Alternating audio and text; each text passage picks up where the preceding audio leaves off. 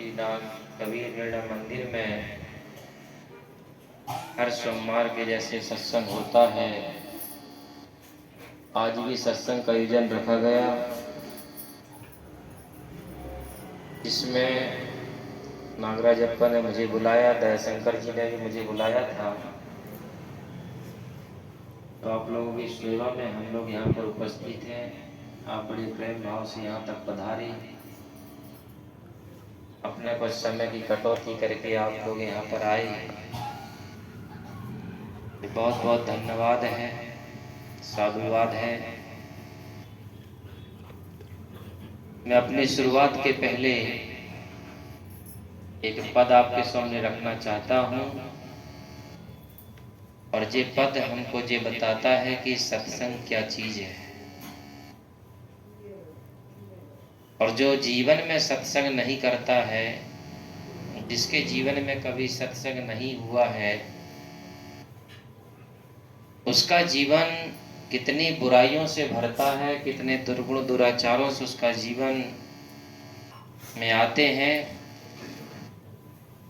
और जीवन में इंसान क्या क्या करता है बिना सत्संगी आदमी, इस पद में बताया गया है। तो आए, बड़े प्रेम से श्रवण करेंगे।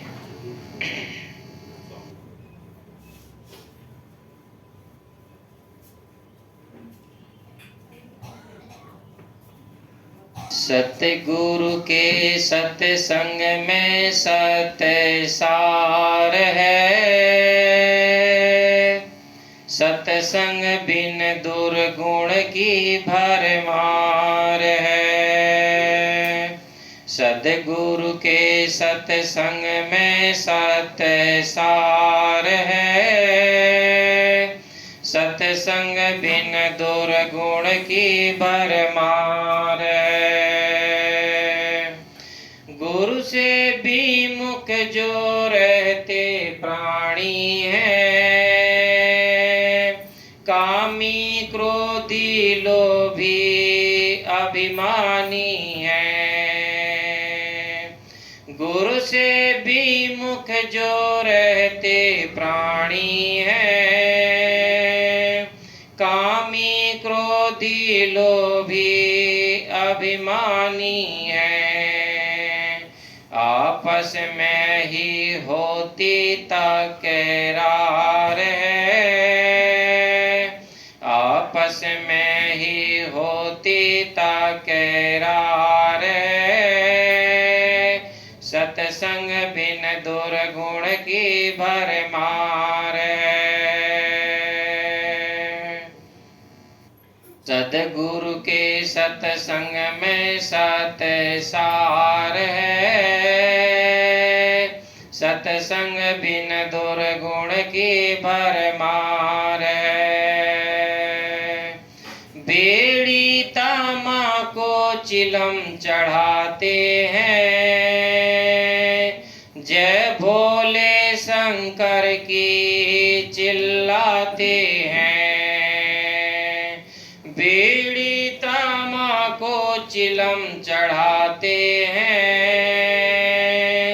जय भोले शंकर की चिल्लाते हैं। जुआ सट्टा मदिरा व्यभिचार है, जुआ सट्टा मदिरा व्यभिचार है। सत्संग बिन दुर्गुण की भरमार है। सद्गुरु के सत्संग में सत्य सार है, सत्संग बिन दुर्गुण की भरमार है। गाली निंदा वो झूठ उगलते हैं, तन मन वो वचन विकार पे चलते हैं। गाली निंदा वो झूठ उगलते हैं, तन मन वो वचन विकार पे चलते हैं। चोरी हत्या वो भ्रष्टाचार है, चोरी हत्या वो भ्रष्टाचार है।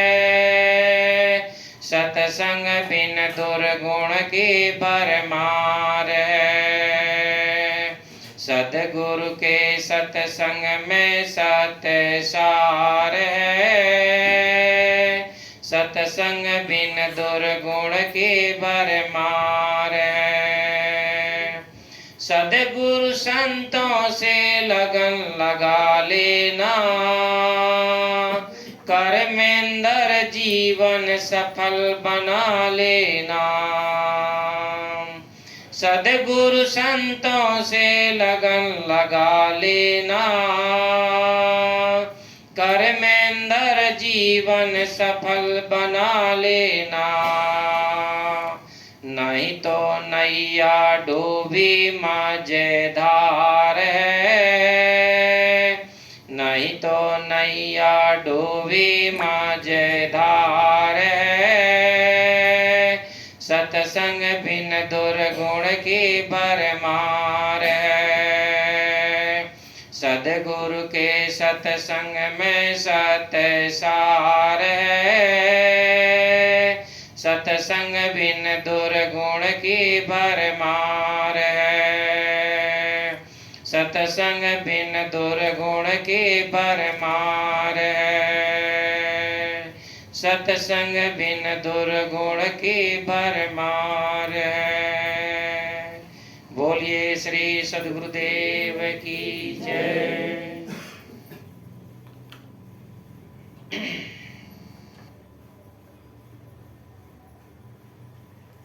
संसार में अनेक महापुरुष हुए हैं और सभी महापुरुषों में खास खास कुछ विशेषताएं होती थी उनके भीतर में। उनके भीतर में विशेषता होने के कारण से ही वे महापुरुष कहलाए, दुनिया में पूजनीय हुए, दुनिया में उनका मान और सम्मान हुआ। जिस प्रकार से भगवान बुद्ध थे, तो भगवान बुद्ध की विशेषता किस कारण से हुई? भगवान बुद्ध के अंदर में करुणा थी, और जिसके हृदय में करुणा होती है उसके जीवन में करुणा से दो चीज होती है। जब हम अपने बालों को दुखी देखते हैं, परेशान देखते हैं, तो वहां पर हमारे अंदर मोह और ममता होती है। और ज्ञान की दृष्टि से जब हम किसी पे करुणा करते हैं तो वहां पर हमको वैराग्य होता है, किसी के दूसरे के दुख और दर्द को देख करके। ज्ञान की भूमिका में खड़े होकर के देखते हैं तो वैराग्य पैदा होता है। अज्ञान की दृष्टि से देखते हैं और करुणा करते तो वहां पर मोह और ममता का जन्म होता है। तो करुणा से दो चीजें होती हैं, मोह और वैराग्य।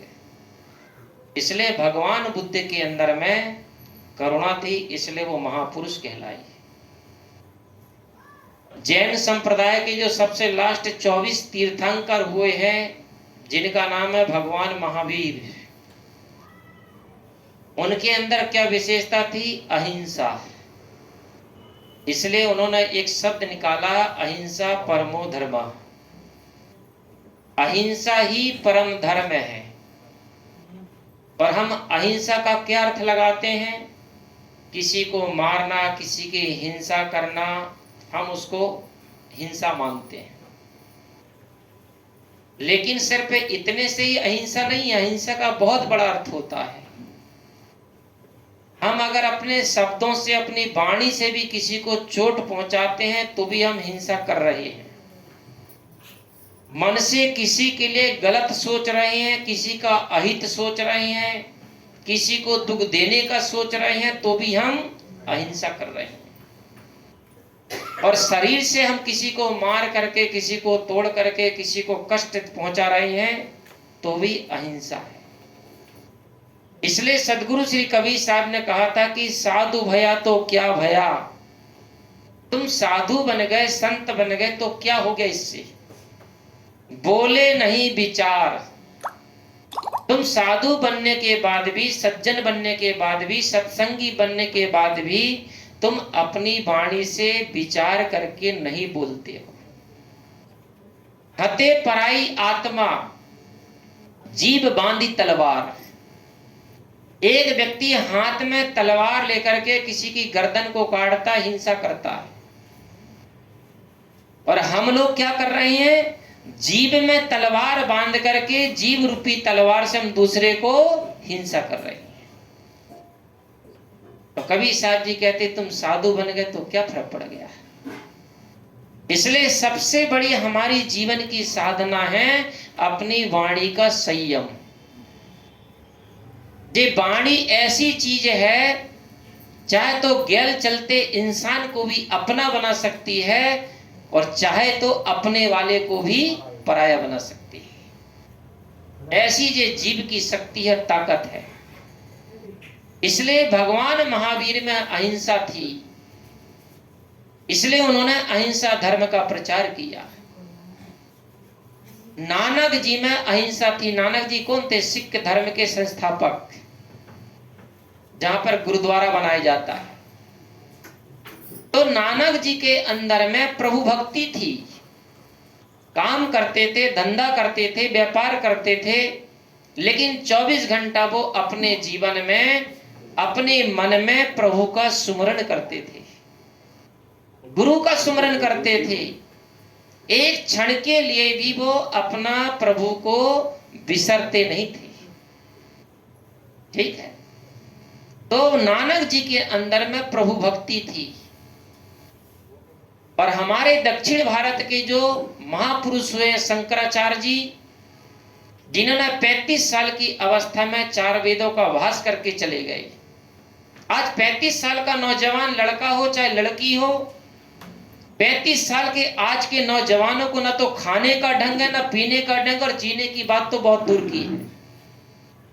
वो 1 रुपया भी नहीं कमाता है, लेकिन हजारों रुपया खर्च करता है।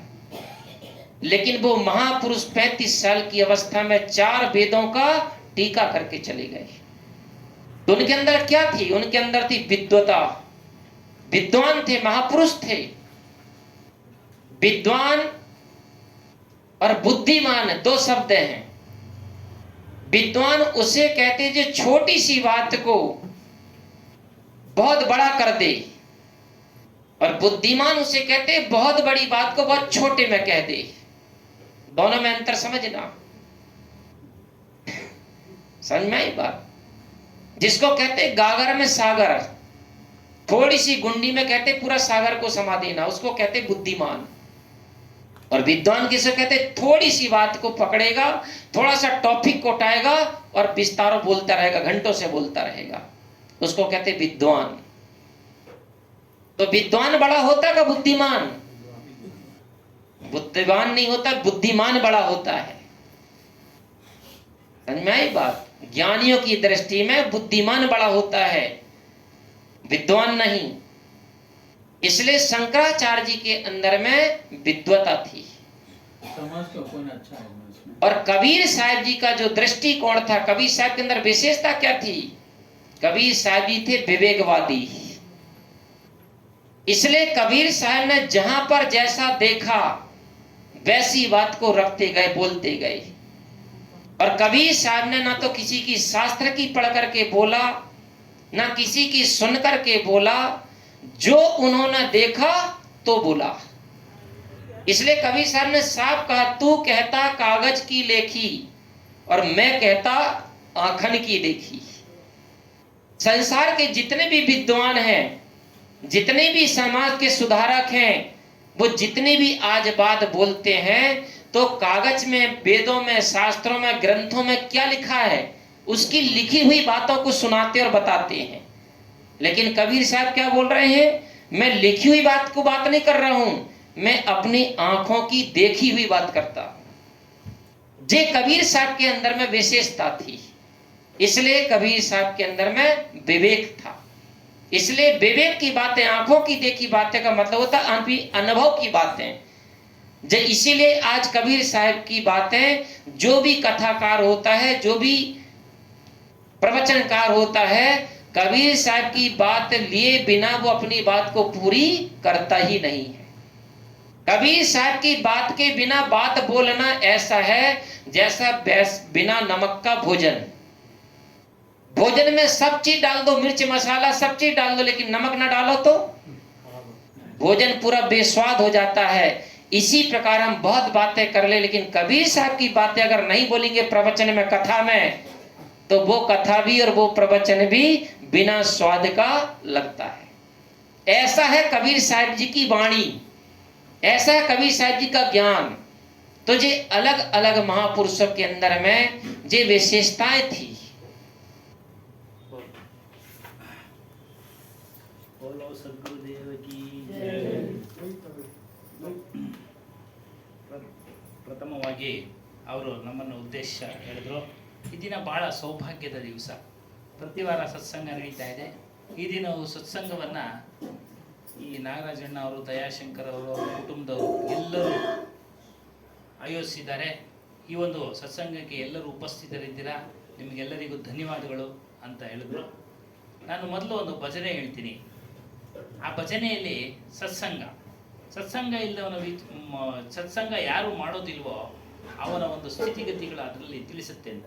ಏನಂದರೆ ಯಾರು ಸತ್ಸಂಗ ಮಾಡೋದಿಲ್ವೋ ಅವನು ಕಳ್ತನ ಮಾಡ್ತಾನೆ, ಚೋರಿ ಮಾಡ್ತಾನೆ, ಮತ್ತೊಂದು ಎಲ್ಲ ದುರ್ಗುಣಗಳೇ. ಸತ್ಸಂಗ ಕೇಳತಕ್ಕಂಥವನ ವ್ಯಕ್ತಿ, ಸತ್ಸಂಗ ಕೇಳಿದವನ ವ್ಯಕ್ತಿ ಅಂಥ ವಿಚಾರಗಳನ್ನು ಅಂಥ ಇದಕ್ಕೆ ಹೋಗೋದಿಲ್ಲ. ಹೋಗಿದ್ದರೂ ಸಹ ಪ್ರಪ್ರಥಮ ಸತ್ಸಂಗ ಬರೋದಕ್ಕಿಂತ ಮುಂಚೆ ಹೋಗಿದ್ರು ಸಹ ಅವನು ಬದಲಾವಣೆ ಆಗ್ಬಿಟ್ಟಿದ್ದೀವಿ. ನಾವೆಲ್ಲ ಬದಲಾವಣೆ ಆಗಿದ್ದೀವಿ. ಸತ್ಸಂಗ ಕೇಳ್ತಾ ಬದಲಾವಣೆ ಆಗಿದೆ. ಇಲ್ಲೂ ಸಹ ಬದಲಾವಣೆ ಆಗಿದೆ. ಅದೇ ರೀತಿಯ ಬದಲಾವಣೆ ಆಗುತ್ತೆ ಅನ್ನೋ ವಿಚಾರ ಹೇಳ್ಬಿಟ್ಟು ಒಂದು ಭಜನೆ ಹೇಳಿದ್ರು. ಮತ್ತು ನಂತರ ಉಪನ್ಯಾಸ ಸಮಯದಲ್ಲಿ ಹೇಳಿದ್ರು, ಜಗತ್ತಿನಲ್ಲಿ ಅನೇಕ ಮಹಾಪುರುಷರು ಆಗಿ ಹೋಗಿದ್ದಾರೆ. ಅವರು ಮಹಾಪುರುಷರು ಆಗೋದಿಕ್ಕೆ ಅವ್ರ ಒಳಗಡೆ ವಿಶೇಷವಾದ ಒಂದೊಂದು ವಿಚಾರಗಳು ಅಡಗಿರುತ್ತೆ. ಅದಕ್ಕೊಂದು ಉದಾಹರಣೆ ಕೊಟ್ಟರು. ಭಗವಾನ್ ಬುದ್ಧ, ಅವನು ಮಹಾನ್ ಆಗೋದಿಕ್ಕೆ ಅವನು ಒಳಗಡೆ ಕರುಣೆಯನ್ನು ತುಂಬಿಸಿಕೊಂಡಿದ್ದ. ಕರುಣೆ ಇದ್ದಿದ್ದ ಕಾರಣದಿಂದಲೇ ಅವನು ವೈರಾಗ್ಯವನ್ನ ರಾಜಭವನ ಬಿಟ್ಟು ಹೊರಗಡೆ ಹೊರಟ. ಕರುಣ ಮತ್ತು ಕರುಣೆಯಿಂದ ಎರಡು, ವೈರಾಗ್ಯ ಬರುತ್ತೆ, ಮೋಹ ಅದನ್ನ ವಿಚಾರ ತಿಳಿತಾನೆ, ಇವುಗಳೆಲ್ಲ ವಿಚಾರ ಗೊತ್ತಾಗುತ್ತೆ, ವೈರಾಗ್ಯ ಉತ್ಪನ್ನ ಆಗುತ್ತೆ. ಇದು ಕರುಣೆ. ಅದರಂತೆ ತೀರ್ಥಂಕರಾದ ಶ್ರೀ ಮಹಾವೀರ ಸ್ವಾಮಿಗಳದ್ದು ಹೇಳಿದ್ರು ಅಹಿಂಸಾ. ನೋಡಿ, ಒಬ್ಬೊಬ್ಬರಲ್ಲೂ ಒಂದೊಂದು, ಅದಕ್ಕೆ ಅವರೆಲ್ಲ ಮಹಾಪುರುಷರಾದರು. ಅಹಿಂಸೋ ಪರಮಾಧರ್ಮ. ಅಹಿಂಸೆ ಅಂದರೆ ನಾವು ಜೀವ ಹತ್ಯೆ ಮಾಡೋದನ್ನ ಮಾತ್ರ ಹೇಳ್ತಾ ಇದ್ದೀವಿ, ಮಾಡಬಾರ್ದು. ಇವ್ರು ಹೇಳ್ತಾರೆ ಅಹಿಂಸೆ ಅಂತ ಅಂದರೆ ನಾವು ಮಾತಿನ ಮೂಲಕ ಯಾರಿಗಾದ್ರೂ ನೋವಾಗುವಂಥ ವಿಚಾರವನ್ನು ಹೇಳಿದ್ರೆ ಅದು ದೊಡ್ಡ ಹಿಂಸೆ, ಅದನ್ನು ಸಹ ಮಾಡಬೇಡಿ. ಮತ್ತು ಮನಸ್ಸಿನಲ್ಲಿ ಯೋಚನೆ ಮಾಡೋದು, ಅವ್ರು ಹಂಗಾಗ್ಬಿಡ್ಲಿ, ಇವ್ರು ಹಿಂಗಾಗ್ಬಿಡ್ಲಿ, ಅವ್ರಿಗೆ ತೊಂದರೆ ಬಂದ್ಬಿಡ್ಲಿ, ಆ ತೊಂದರೆ ಬಂದ್ಬಿಡ್ಲಿ, ಮದುವೆ ಆಗ್ತಾ ಇರುತ್ತೆ, ವೈರಿಗಳಾದರೆ ಮದುವೆ ತಪ್ಪೋಗ್ಬಿಡ್ಲಿ, ಈ ರೀತಿಯೆಲ್ಲ ಯೋಚನೆ, ದುರ್ವಿಚಾರಗಳು ಒಬ್ಬರ ಮೇಲೆ, ಇದು ಸಹ ಹಿಂಸೆನೆ. ಇವುಗಳನ್ನೆಲ್ಲ, ಇದೇ ದೊಡ್ಡ ಹಿಂಸೆ. ಇವುಗಳನ್ನೂ ಸಹ ಬಿಡಬೇಕು, ಇವುಗಳನ್ನ ಸಹ ಬಿಡಬೇಕು. ಮತ್ತು ಕಬೀರ್ ಸಾಹೇಬರು ಒಂದು ವಾಣಿ ಹೇಳಿದ್ರು, ನೀನು ಸತ್ಸಂಗ ಆಗಿ ಸಜ್ಜನನಾದ್ರೆ ಏನಪ್ಪ ಪ್ರಯೋಜನ? ನೀನು ಮಾತನಾಡುವಾಗ ವಿಚಾರ ಮಾಡಿ ಮಾತನಾಡು. ಸತ್ಸಂಗ ಕೇಳಕ್ಕೆ ಶುರು ಮಾಡಿದ್ಮೇಲೆ ಇದು ಎಲ್ಲ ನಾವು ಅಳವಡಿಸಿಕೊಳ್ಬೇಕು. ಮಾತನಾಡುವಾಗ ಏನಾದರೂ ಮನಸ್ಸಿಗೆ ನೋವು ಆಗುತ್ತಾ ಅನ್ನೋದನ್ನ ನಾವು ವಿಚಾರ ಮಾಡಿಬಿಟ್ಟು ಮಾತಾಡಬೇಕು. ದಿಢೀರನ್ನೇ ಮಾತಾಡೋದು, ಏಕಾಏಕಿ ಮಾತಾಡೋದು, ಅವರು ನೋವಾಗೋದು, ಅವೆಲ್ಲ ಮಾಡಕ್ಕೆ ಹೋಗ್ಬೇಡಿ. ವಾಣಿಯಲ್ಲಿ ಸಂಯಮ ಇರಲಿ ಮತ್ತು ಬೇರೆಯವರಿಗೆ ತೊಂದರೆ ಕೊಡಬೇಡಿ ಅಂತ ಹೇಳಿದ್ರು. ಮತ್ತೆ ಮುಂದುವರೆದು ಹೇಳಿದ್ರು ನಾನಕ್ ಸಾಹೇಬ್ರದು. ನೋಡಿ, ಅವರಲ್ಲಿ ಭಕ್ತಿ ತುಂಬಿತ್ತು. ಏನೇ ವ್ಯವಹಾರ ಮಾಡ್ತಾ ಇದ್ರು ಗುರುಭಕ್ತಿನ ಮಾಡ್ತಾ ಇದ್ರು. ಅವರು ಗುರುಭಕ್ತಿನ ಒಂದು ಕ್ಷಣನೂ ಬಿಟ್ಟಿಲ್ಲ. ಅದಕ್ಕೆ ಅವರು ಪ್ರಸಿದ್ಧರಾದರು, ಮಹಾಪುರುಷರಾದರು. ಇನ್ನು ಸೌತ್ ಇಂಡಿಯಾ, ದಕ್ಷಿಣ ಭಾರತದಲ್ಲಿ ಶಂಕರಾಚಾರ್ಯ ಉದಾಹರಣೆ ಕೊಟ್ಟರು. ಸಣ್ಣ ವಯಸ್ಸಿನಲ್ಲಿ 4 ವೇದಗಳ, ಸಂಸ್ಕೃತದಲ್ಲಿ ವೇದಗಳ ಅದನ್ನ ಭಾಷ್ಯ ಬರೆದ್ರು, ಅಂದರೆ ಟಿಪ್ಪಣಿ ಬರೆದ್ರು, ಏನೇನು ಹೇಳುತ್ತೆ ಅಂತ ಹೇಳಿ ವಿಮರ್ಶೆ ಮಾಡಿ ಟಿಪ್ಪಣಿ ಬರೆದ್ರು. ಮತ್ತು ಅವರಲ್ಲಿ ವಿದ್ವಾನ್ ಆಗಿದ್ರು, ಬುದ್ಧಿವಂತರಾಗಿದ್ರು. ಆ ವಿದ್ವಾನ್ ಅನ್ನೋದಕ್ಕೆ ಒಂದು ಉದಾಹರಣೆ ಕೊಟ್ಟರು. ಸಣ್ಣ ವಿಷಯನ ದೊಡ್ಡದಾಗಿ ವಿವರಣೆ ಮಾಡೋದಕ್ಕೆ ವಿದ್ವಾನ್, ಬುದ್ಧಿವಂತನಿಗೆ ದೊಡ್ಡದನ್ನ ಸಣ್ಣದಾಗಿ ವಿವರಣೆ ಕೊಡೋದಕ್ಕೆ ಬುದ್ಧಿವಂತ. ಎರಡೂ ಗುಣ ಅವರಲ್ಲಿ ಇತ್ತು. ಎರಡೂ ಗುಣಗಳು ಇತ್ತು. ಜ್ಞಾನಿಗಳ ದೃಷ್ಟಿಯಲ್ಲಿ ಬುದ್ಧಿವಂತನು ಒಬ್ಬನಾಗಿದ್ದಾನೆ. ಕಬೀರ್ ಸಾಹೇಬರು ಸಹ ಅದೇ ರೀತಿಯಾಗಿ ವಿವೇಕಿಗಳಾಗಿದ್ರು. ಬುದ್ಧಿವಂತ ಅಂದರೆ ತಿಳುವಳಿಕೆ ಉಳ್ಳವನು, ಜ್ಞಾನ ಉಳ್ಳವನು, ಜ್ಞಾನ. ಕಬೀರ್ ಸಾಹೇಬರು ಅದೇ ರೀತಿಯಾಗಿ ವಿವೇಕಿಗಳಾಗಿದ್ರು. ಅವರು ಶಾಸ್ತ್ರಗಳನ್ನು ಓದಲಿಲ್ಲ, ಗ್ರಂಥಗಳನ್ನು ಓದಲಿಲ್ಲ, ಏನೇನು ಪ್ರಪಂಚದಲ್ಲಿ ಅವರ ಜೀವಿತಾವಧಿಯಲ್ಲಿ ಕಂಡು ಬಂದಂತೋ ಆ ವಿಚಾರಗಳನ್ನ ಸ್ವತಃ ಅನುಭವ ಮಾಡಿ ತಿಳಿಸಿದ್ರು. ಇದು ಸರಿ, ಇದು ತಪ್ಪು ಅನ್ನೋ ವಿಚಾರವನ್ನ ತಿಳಿಸಿದ್ರು. ಪ್ರವಚನ, ಯಾವುದೇ ಪ್ರವಚನ ತಗೊಳ್ಳಿ, ಕಬೀರ್ ಸಾಹೇಬರ ಒಂದೊಂದು ಸಾಕಿನ ಉದಾಹರಣೆಗೆ ತೆಗೆದುಕೊಳ್ತಾರೆ. ಇದು ನಾವು ನೋಡಿದ್ದೀವಿ, ನಾವು ಕೇಳಿದ್ದೀವಿ. ಹುಬ್ಬಳ್ಳಿಯಲ್ಲಿ ಸತ್ಸಂಗ ಮಾಡ್ತಾ ಇರ್ತಾರೆ, ಕಬೀರ್ ಸಾಹೇಬರು ಈ ರೀತಿ ಹೇಳಿದ್ರು ಅಂತ ಹೇಳ್ತಾರೆ. ರಾಮಕೃಷ್ಣಾಶ್ರಮ ಪುರುಷೋತ್ತಮಾನಂದಜಿಯವರು ಕಬೀರ್ ಸಾಹೇಬರು ದೋಹೆಗಳನ್ನೆಲ್ಲ ಕನ್ನಡಕ್ಕೆ ಮಾಡಿಬಿಟ್ರು, ಭಾಷಾಂತರ ಮಾಡಿದ್ರು, ನಾವೆಲ್ಲ ಕೇಳಿದ್ದೀವಿ. ಈಗಲೂ ಸಹ ಅಲ್ಲಲ್ಲಿ ಕಬೀರ್ ಸಾಹೇಬರ ಒಂದು ಸಾಕಿಯನ್ನು ಉದಾಹರಣೆಗೆ ತೆಗೆದುಕೊಂಡು ಹೇಳ್ತಾರೆ. ಯಾವುದೇ ಪ್ರವಚನದಲ್ಲಿ ಯಾರು ಜ್ಞಾನಿಗಳಾಗಿದ್ದಾರೋ, ತಿಳುವಳಿಕೆ ಉಳ್ಳವರಾಗಿದ್ದಾರೋ ಅವ್ರು ತಗೊಳ್ತಾರೆ. ಅದೇ ಹೇಳಿದ್ರು. ಇನ್ನೊಂದು ಉದಾಹರಣೆ ಯಾವ ರೀತಿ ಅಂದರೆ, ಯಾರು ಅದನ್ನ ತೆಗೆದುಕೊಳ್ಳೋದಿಲ್ವೋ ಕಬೀರ್ ಸಾಹೇಬರ ಸಾಕಿಯನ್ನ, ಏನೇ ಪ್ರವಚನ ಮಾಡಿದ್ರು ಅದರಲ್ಲಿ ಸ್ವಾದ ಇರೋದಿಲ್ಲ, ರುಚಿ ಇರೋದಿಲ್ಲ. ಅಡಿಗೆಗೆ ಉಪ್ಪಾಗ್ತಾ ಇಲ್ಲದರೆ ರುಚಿ ಇರೋದಿಲ್ಲ. ಆ ರೀತಿಯಾಗಿ ಅವರ ಒಂದು ವಚನಗಳನ್ನ ಈಗಲೂ ಸಹ ತೆಗೆದುಕೊಳ್ತಾ ಇದ್ದಾರೆ ಅಂತೇಳಿ ಹೇಳಿದ್ರು ಸಾಹೇಬ್ಜಿ. तो इस प्रकार से जो दुनिया के विभिन्न महापुरुषों में विशेषताएं थी, और जो सारे दुनिया के महापुरुषों ने पूरी मानव समाज को एक ही दिशा दिया है कि संसार के लोग कैसे अपने दुखों से छूटे। दुख से निजात पाने के लिए ही ये सब महापुरुषों ने अलग अलग अपनी अपनी विशेषता के अनुसार समाज को दिशा दिया, बोध दिया, ज्ञान दिया, मार्गदर्शन दिया। दुख क्या है हमारे जीवन में? हमारे जीवन के 3 दुख हैं, जिसको कहते हैं दैहिक, दैविक, भौतिक। ये 3 दुख ऐसे हैं, चाहे संसारी हो, चाहे सन्यासी हो, अज्ञानी हो, चाहे ज्ञानी हो, संसारी हो, चाहे सन्यासी हो, पढ़ा लिखा हो, चाहे बिना पढ़ा लिखा हो, कोई भी हो, जितने भी देहधारी प्राणी हैं, ये 3 दुख उनको भोगना ही पड़ता है। ये 3 दुख कैसे तैयार होते हैं?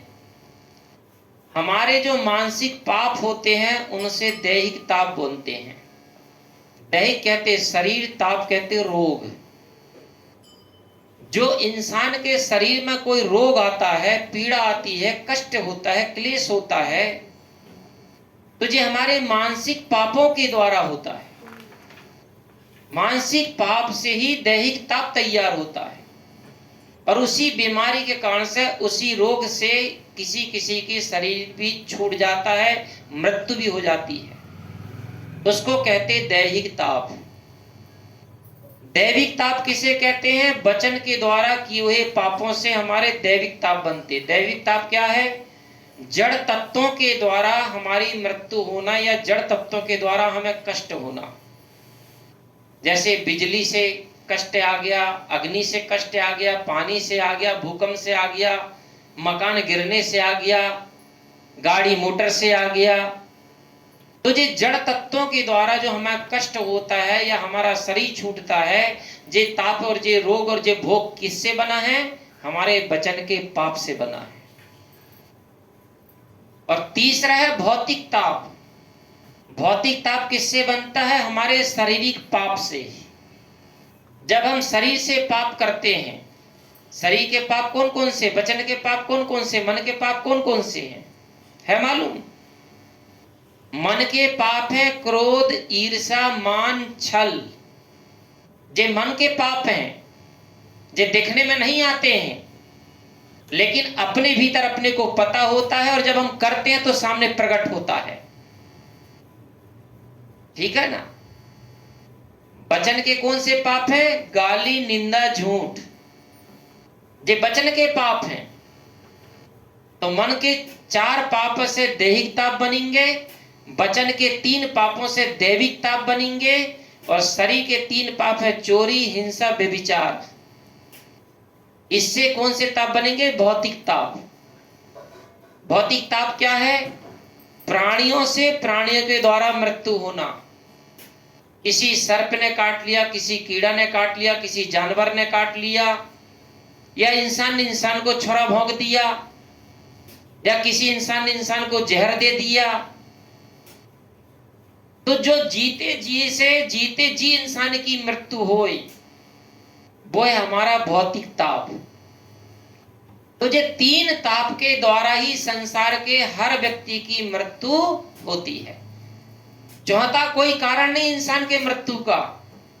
और जब इस चीज का ज्ञान नहीं होता इंसान को, तो इंसान क्या बोलता है? अकाल मृत्यु हो गई। और अकाल मृत्यु वाला क्या बनता? भूत प्रेत चुड़ैल बनता है। देश संसार में ऐसी विडंबना चलती है, ऐसी फालतू बात बताने वाले, सुनाने वाले कौन है? जिनको हम समाज के गुरु कहते, पंडित पुरोहित। वो इनके नाम से, पर पूजा पाठ के नाम से, विधि विधान के नाम से हजारों रुपया लूटेंगे, उनके घर में भ्रम कल्पना डाल देंगे, और पूजा पाठ के नाम से साल साल में उनसे पैसा खींचते रहेंगे। दुनिया में अभी वही चल रहा है और चलेगा। क्यों चलेगा? क्यों चल रहा है? क्योंकि अज्ञानता है, समझ नहीं है, बोध नहीं है, विवेक नहीं है, ज्ञान नहीं है। इसलिए ये भ्रम कल्पना रूपी अंधकार में सारी दुनिया फंसी है। जिस दिन हमारे अंदर में ज्ञान होगा, ज्ञान का प्रकाश होगा, और जिस दिन प्रकाश से अंधकार का नाश हो जाएगा, उसी दिन हम इस प्रकार की भ्रम कल्पना और फालतू बातों से हमारा जीवन बचेगा, इसके पहले नहीं। तो कबीर साहब भी कह रहे हैं, महापुरुष कह रहे हैं कि ये 3 दुख जो है हमारे जीवन के, ये 3 दुख से छूटने के लिए ही महापुरुषों ने रास्ता दिया है। और कबीर साहब ने भी उसी के नाम से, ये 3 दुख से छूटने के लिए ही कबीर साहब ने एक प्रकरण बनाया है बीजक में, जिसका नाम है कहरा। कहरा किसे कहते हैं? जो व्यक्ति अपने दुख से परेशान होता है, चिल्लाता है, आवाज करता है, उसको कहते कहरा। और उत्तर प्रदेश में कहरा कहते हैं। एक त्योहार आता है जिसमें उधर के लोग गाते हैं गीत, बाजा बजा बजा करके गाते हैं। तो उत्तर प्रदेश से वो कहरा गीत से ही कबीर साहब ने अपना एक प्रसंग बना दिया बीजक में, जिसका नाम रख दिया कहरा। कहरा का मतलब कबीर साहब में, महापुरुषों की दृष्टि में, विद्वान की दृष्टि में, कहरा का मतलब होता दुख, पीड़ा, कष्ट, कलेश। और इस दुख, कष्ट, कलेश, पीड़ा से छूटने के लिए श्री सदगुरु श्री कबीर साहब ने कहरा में अपनी बात को बताया है।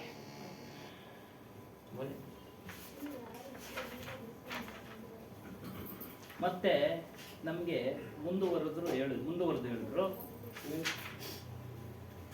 3 ವಿಧವಾದ ದುಃಖಗಳು ಮನುಷ್ಯನಿಗೆ. 3 ವಿಧವಾದ ದುಃಖಗಳು ಯಾರೇ ಆಗಿರಲಿ, ವಿದ್ವಾಂಸನಾಗಿರಲಿ, ಅಜ್ಞಾನಿ ಆಗಿರಲಿ, ಜ್ಞಾನಿ ಆಗಿರಲಿ, ಯಾರೇ ಆಗಿರಲಿ, 3 ವಿಧವಾದ ಶರೀರ ಬಂದ ಮೇಲೆ 3 ವಿಧವಾದ ದುಃಖಗಳು ಇರ್ತವೆ. ಮಾನಸಿಕ ದುಃಖ, ದೈವಿಕ ದುಃಖ ಮತ್ತು ಶಾರೀರಿಕ ದುಃಖ. ಈ ಶಾರೀರಿಕ ದುಃಖಗಳು, ಮಾನಸಿಕ ದುಃಖಗಳು ಒಂದೊಂದು ಕಾರಣದಿಂದ ಒಂದೊಂದು ಬರ್ತವೆ. ಈ ಮಹಾಪುರುಷರು ಈ ದುಃಖದಿಂದ ಬಿಡುಗಡೆ ಆಗೋದಕ್ಕೆ ನಮಗೆ ಜ್ಞಾನವನ್ನ ಬೋಧೆ ಮಾಡಿದ್ರು. ಈ 3 ವಿಧವಾದ ದುಃಖಗಳಿಂದ ಬಿಡುಗಡೆ ಆಗೋದಕ್ಕೆ. ಮಾನಸಿಕ ದುಃಖ, ಕಾಯಿಲೆ, ಕಸಾಲೆ ಇತ್ಯಾದಿ ರೋಗಗಳು ಬರ್ತವೆ. ಏನಕ್ಕೆ ಬರ್ತವೆ ಅಂದರೆ ಮನಸ್ಸಿನ ಮೂಲಕ ಪಾಪ ಕಾರ್ಯಗಳನ್ನು ಮಾಡಿದ್ರು. ಅದೇ ಯೋಚನೆ ಮಾಡೋದು, ಅವರು ಹಾಕಿ ಬೀಳಲಿ, ಕೆಟ್ಟೋಗಿ ಬೀಳಲಿ ಅಂತ. ಹೀಗಾಗಿ ದೈಹಿಕ ಕಾಯಿಲೆಗಳು ಬರ್ತವೆ, ಮೃತ್ಯು ಆಗ್ತವೆ. ದೈವಿಕ ತಾಪ ಜಡ ವಸ್ತುಗಳಿಂದ. ಜಡ ವಸ್ತುಗಳು ಅಂತ ಅಂದರೆ ಆಕ್ಸಿಡೆಂಟ್ ಆಗೋದು, ಅವೆಲ್ಲ ಜಡ ವಸ್ತುಗಳು. ವಾಹನಗಳು ಇವೆಲ್ಲ ಅಗ್ನಿಯಿಂದ ಉಂಟಾಗತಕ್ಕಂಥ ದುಃಖ. ಮತ್ತು ಯಾವುದು ಮಿಂಚಿಂದ ಹೊಡೆಯೋದು, ಸಿಡಿಲು ಹೊಡೆಯೋದು, ಇವೆಲ್ಲ ದೈವಿಕ ತಾಪ. ಇವುಗಳಿಂದನೂ ದುಃಖ ಆಗ್ತವೆ ಮನುಷ್ಯನಿಗೆ. ಮೃತ್ಯು ಅಂತಾನೆ. ಇನ್ನು ಭೌತಿಕ ತಾಪ, ಅದು ಶಾರೀರಿಕ ತಾಪ. ಏನಕ್ಕೆ ಬರುತ್ತೆ ಅಂತ ಅಂದರೆ, ವಚನಗಳನ್ನು ನಾವು ಆಡುವಾಗ ಬೇರೆಯವರಿಗೆ ತೊಂದರೆ ಆಗತಕ್ಕಂಥ ವಚನಗಳನ್ನು ಆಡಿರ್ತೀವಿ, ಮಾನಸಿಕವಾಗಿ ಯೋಚನೆ ಮಾಡಿರ್ತೀವಿ, ಇವುಗಳಿಂದ ದುಃಖ ಉಂಟಾಗುತ್ತೆ. ಮನಸ್ಸಿನಲ್ಲಿ ಯಾವುದು, ಒಬ್ಬರ ಮೇಲೆ ಕ್ರೋಧ, ಒಬ್ಬರ ಮೇಲೆ ಅಸೂಯೆ, ಮೋಸ ಮಾಡೋದು, ಅವನು ಮೋಸ ಮಾಡಬೇಕು ಇತ್ಯಾದಿ ನಾವು ಮಾಡಿರ್ತೀವಿ, ಅದರಿಂದ ಆ ದುಃಖ ಉಂಟಾಗುತ್ತೆ. ಮತ್ತೆ ತೊಂದರೆ ಕೊಟ್ಟಿರ್ತೀವಿ, ಬೇರೆಯವ್ರ ವಸ್ತುನ ಕಳ್ತನ ಮಾಡಿರ್ತೀವಿ, ಹಿಂಸೆ ಮಾಡಿರ್ತೀವಿ, ಮೋಸ ಮಾಡಿರ್ತೀವಿ, ಇದು. ಮತ್ತು ಪ್ರಾಣಿಗಳಿಂದಲೂ ಸಹ ನಮಗೆ ಶಾರೀರಿಕ ದುಃಖ, ಬೇರೆ ಪ್ರಾಣಿಗಳಿಂದ ನಮಗೆ ದುಃಖ ಉಂಟಾಗುತ್ತೆ. ಸರ್ಪ ಕಡಿದ್ರೆ ದುಃಖ, ಚೇಳು ಕಡಿದ್ರೆ ದುಃಖ, ಮತ್ತೊಂದು ಅಲ್ವಾ. ಮತ್ತು ಜೀವ, ಮನುಷ್ಯ ಗೊತ್ತಿರೋನೆ ಹತ್ಯೆ ಮಾಡೋದು, ಅದು ದುಃಖವೇ. ಮತ್ತು ವಿಷಪ್ರಾಶನ ಮಾಡೋದು ನಾವು ನೋಡ್ತಾ ಇದ್ದೀವಿ, ಅದೆಲ್ಲ ನೋಡ್ತಾ ಇದ್ದೀವಿ. ಇದೆಲ್ಲ ಈ ರೀತಿಯ 3 ತಾಪಗಳು ಪ್ರತಿಯೊಬ್ಬ ಮನುಷ್ಯನಿಗೂ ಇರ್ತವೆ. ಉದಾಹರಣೆಗೆ ರಾಮಾನುಜಾಚಾರ್ಯರು ವೈಷ್ಣವ ಪರಂಪರೆ, ಚೋಳರಾಜನು ಈಶ್ವರ ಪರಂಪರೆ ತಮಿಳುನಾಡಿನಲ್ಲಿ. ಇವರು ವೈಷ್ಣವ ಪರಂಪರೆನ ಬೆಳೆಸ್ತಾ ಇದ್ದಾಗ ಇವರನ್ನು ಹತ್ಯೆ ಮಾಡೋಕ್ಕೆ ನೋಡ್ತಾನೆ, ಹತ್ಯೆ ಮಾಡಿಸೋದಕ್ಕೆ ನೋಡ್ತಾನೆ. ಅದನ್ನ ರಾಮಾನುಜಾಚಾರ್ಯನ ಇತಿಹಾಸ ಇದೆ ನೋಡಿ. ದುಃಖ ಏನಕ್ಕೆ ಉದಾಹರಣೆ ಕೊಡ್ತಾ ಇದ್ದೀವಿ, ಯಾರಿಗೂ ತಪ್ಪಿದ್ದಲ್ಲ. ನೀನು ಈಶ್ವರನ ಪೂಜೆ ಮಾಡಲಿ ದುಃಖ ತಪ್ಪಿದ್ದಲ್ಲ, ವಿಷ್ಣುನ ಪೂಜೆ ಮಾಡಲಿ ದುಃಖ ತಪ್ಪಿದ್ದ, ಯಾರನ್ನ ಪೂಜೆ ಮಾಡೋದು ತಪ್ಪಿದ್ದಲ್ಲ. ನಾವು ಸತ್ಸಂಗ ಮಾಡ್ತಿದ್ವಿ, ನಮಗೂ ತಪ್ಪಿದ್ದಲ್ಲ. ಆತ್ಮ ವಿಚಾರ, ಸತ್ಯವಿದ ವಿಚಾರವನ್ನ ನಾವು ಕೇಳ್ತಾ ಇದ್ದೀವಿ, ತಿಳಿತಾ ಇದ್ದೀವಿ, ಪಾಲನೆ ಮಾಡ್ತಾ ಇದ್ದೀವಿ, ತಪ್ಪಿದ್ದಲ್ಲ. ಯಾವುದರ ಫಲ ಇದು ಅಂದರೆ, ನಾವು ಹಿಂದೆ ಮಾಡಿದಂಥ ಒಂದು ಸಂಸ್ಕಾರದ ಫಲನ ನಾವು ಈಗ ಅನುಭವಿಸ್ತಾ ಇದ್ದೀವಿ, ಅದನ್ನ ಪ್ರಾರಬ್ಧ ಅಂತಾರೆ. ಈ 3 ವಿಧವಾದ ದುಃಖಗಳಿಂದ ಬಿಡುಗಡೆಯಾಗಬೇಕಾದ್ರೆ ಮನುಷ್ಯ ಜ್ಞಾನವನ್ನ ಪಡೆಯಬೇಕು. ಜ್ಞಾನಾಗ್ನಿಯಿಂದ ಮಾತ್ರ ಅದು ಬಿಡುಗಡೆ ಆಗುತ್ತೆ. ಆದರೆ ಅಕಾಲ ಮೃತ್ಯು ವಿಚಾರ ಹೇಳಿದ್ರು, ಇದು ದುಃಖಗಳಿಂದ ಅಕಾಲ ಮೃತ್ಯು ಆಗ್ಬಿಡುತ್ತೆ, ಭೂತ ಪ್ರೇತ ಆಗ್ತಾರೆ ಅಂತ ಎಲ್ಲ ಹೇಳ್ತಾರೆ. ಸಮಾಜದ ಪಂಡಿತರು ಹೆದರಿಸಿ, ಸಮಾಜದ ಜನರನ್ನು ಹೆದರಿಸಿ ಸಾಕಷ್ಟು ಹಣವನ್ನು ಕಿತ್ಕೊಳ್ತಾರೆ. ಅದು ಮಾಡಬೇಕು, ಇದು ಮಾಡಬೇಕು, ಅದು ಇದು. ಹಾಗಾಗಿ ಇದು ಯಾವುದರ ಕಾರಣ ಅಂದ್ರೆ ಅಜ್ಞಾನ. ಅಜ್ಞಾನ ಕಾರಣದಿಂದ ಇದೆ. ಜ್ಞಾನ ತಿಳಿದ್ರೆ ಅದ್ರ ವಿಚಾರಗಳು ತಿಳಿದು ಬಿಡುತ್ತೆ. ಭೂತ ಪ್ರೇತ ಅಂದ್ರೇನು, ಅದು ಇದೆಯಾ ಇಲ್ವಾ, ಅವೆಲ್ಲ ಗೊತ್ತಾಗ್ಬಿಡುತ್ತೆ. ಜ್ಞಾನ ಅದೇ ಅಂದ್ರೆ ನಾವು ಜ್ಞಾನ ಸತ್ಸಂಗದಲ್ಲಿ ಇದೆಲ್ಲ ವಿಚಾರಗಳು ಬರ್ತಾ ಇರ್ತವೆ, ಇದೆಲ್ಲ ವಿಚಾರಗಳು ಬರ್ತಾ ಇರ್ತವೆ. ಈ ಮಹಾಪುರುಷರು ಈ ಜ್ಞಾನವನ್ನ ನಮಗೆ ತಿಳಿಸ್ತಾರೆ. 3 ದುಃಖದಿಂದ ಬಿಡುಗಡೆಯಾಗೋದಕ್ಕೆ ಮಹಾಪುರುಷರು ಬೇರೆ ಬೇರೆ ರೀತಿಯಲ್ಲಿ ಬೋಧೆ ಜ್ಞಾನ ಮಾಡ್ತಾರೆ. ಎಲ್ಲ ಅವರವರಾದ ಆದ ಒಂದು ಮಾರ್ಗದಲ್ಲಿ ಬೋಧೆ ಮಾಡ್ತಾರೆ ಜನಗಳಿಗೆ.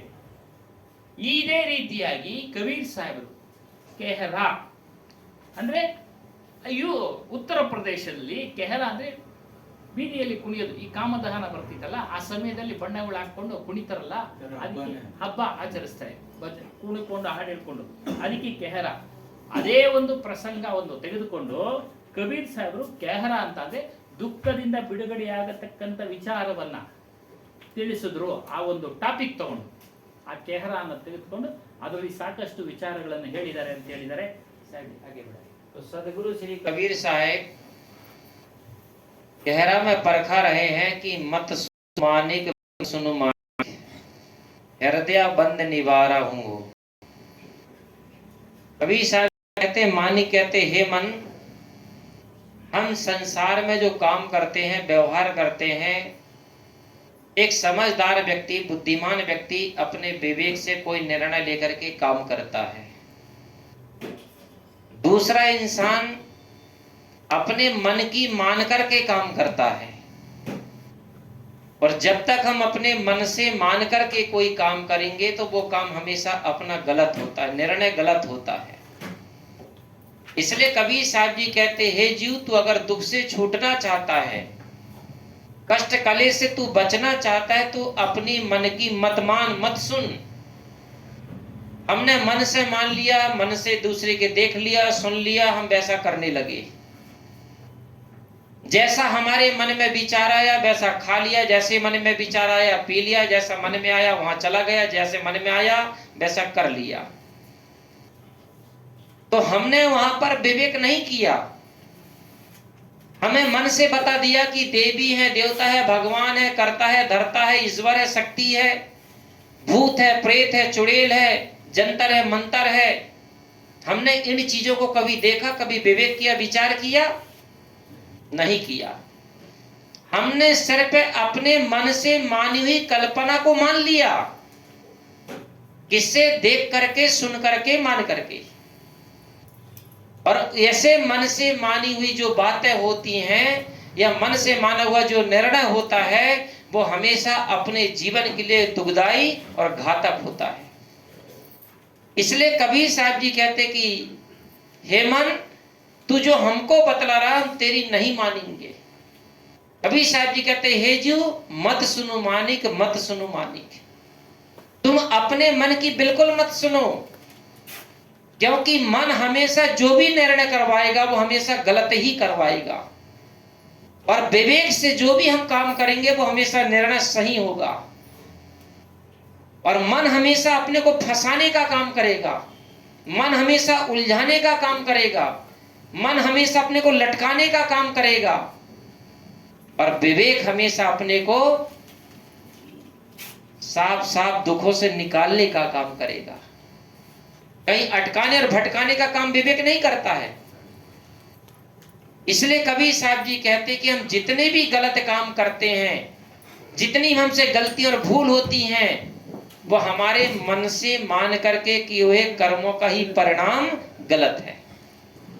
इसलिए कबीर साहब जी कहते कि अपनी मन की कभी मत मानना, ज्ञान की मानना, विवेक की मानना।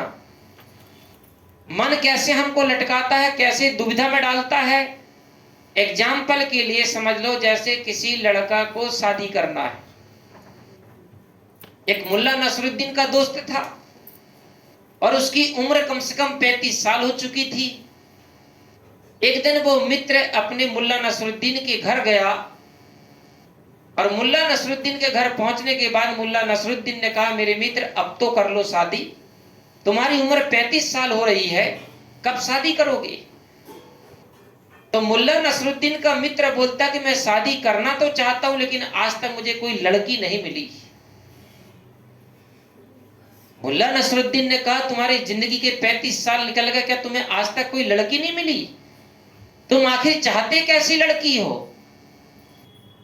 तो उस व्यक्ति ने कहा, लड़की मिली तो, मगर, जहां 4 शब्द लगे, अगर, मगर, लेकिन, परंतु, समझ जाना कि मामला गड़बड़ है। तो बोले मगर क्या?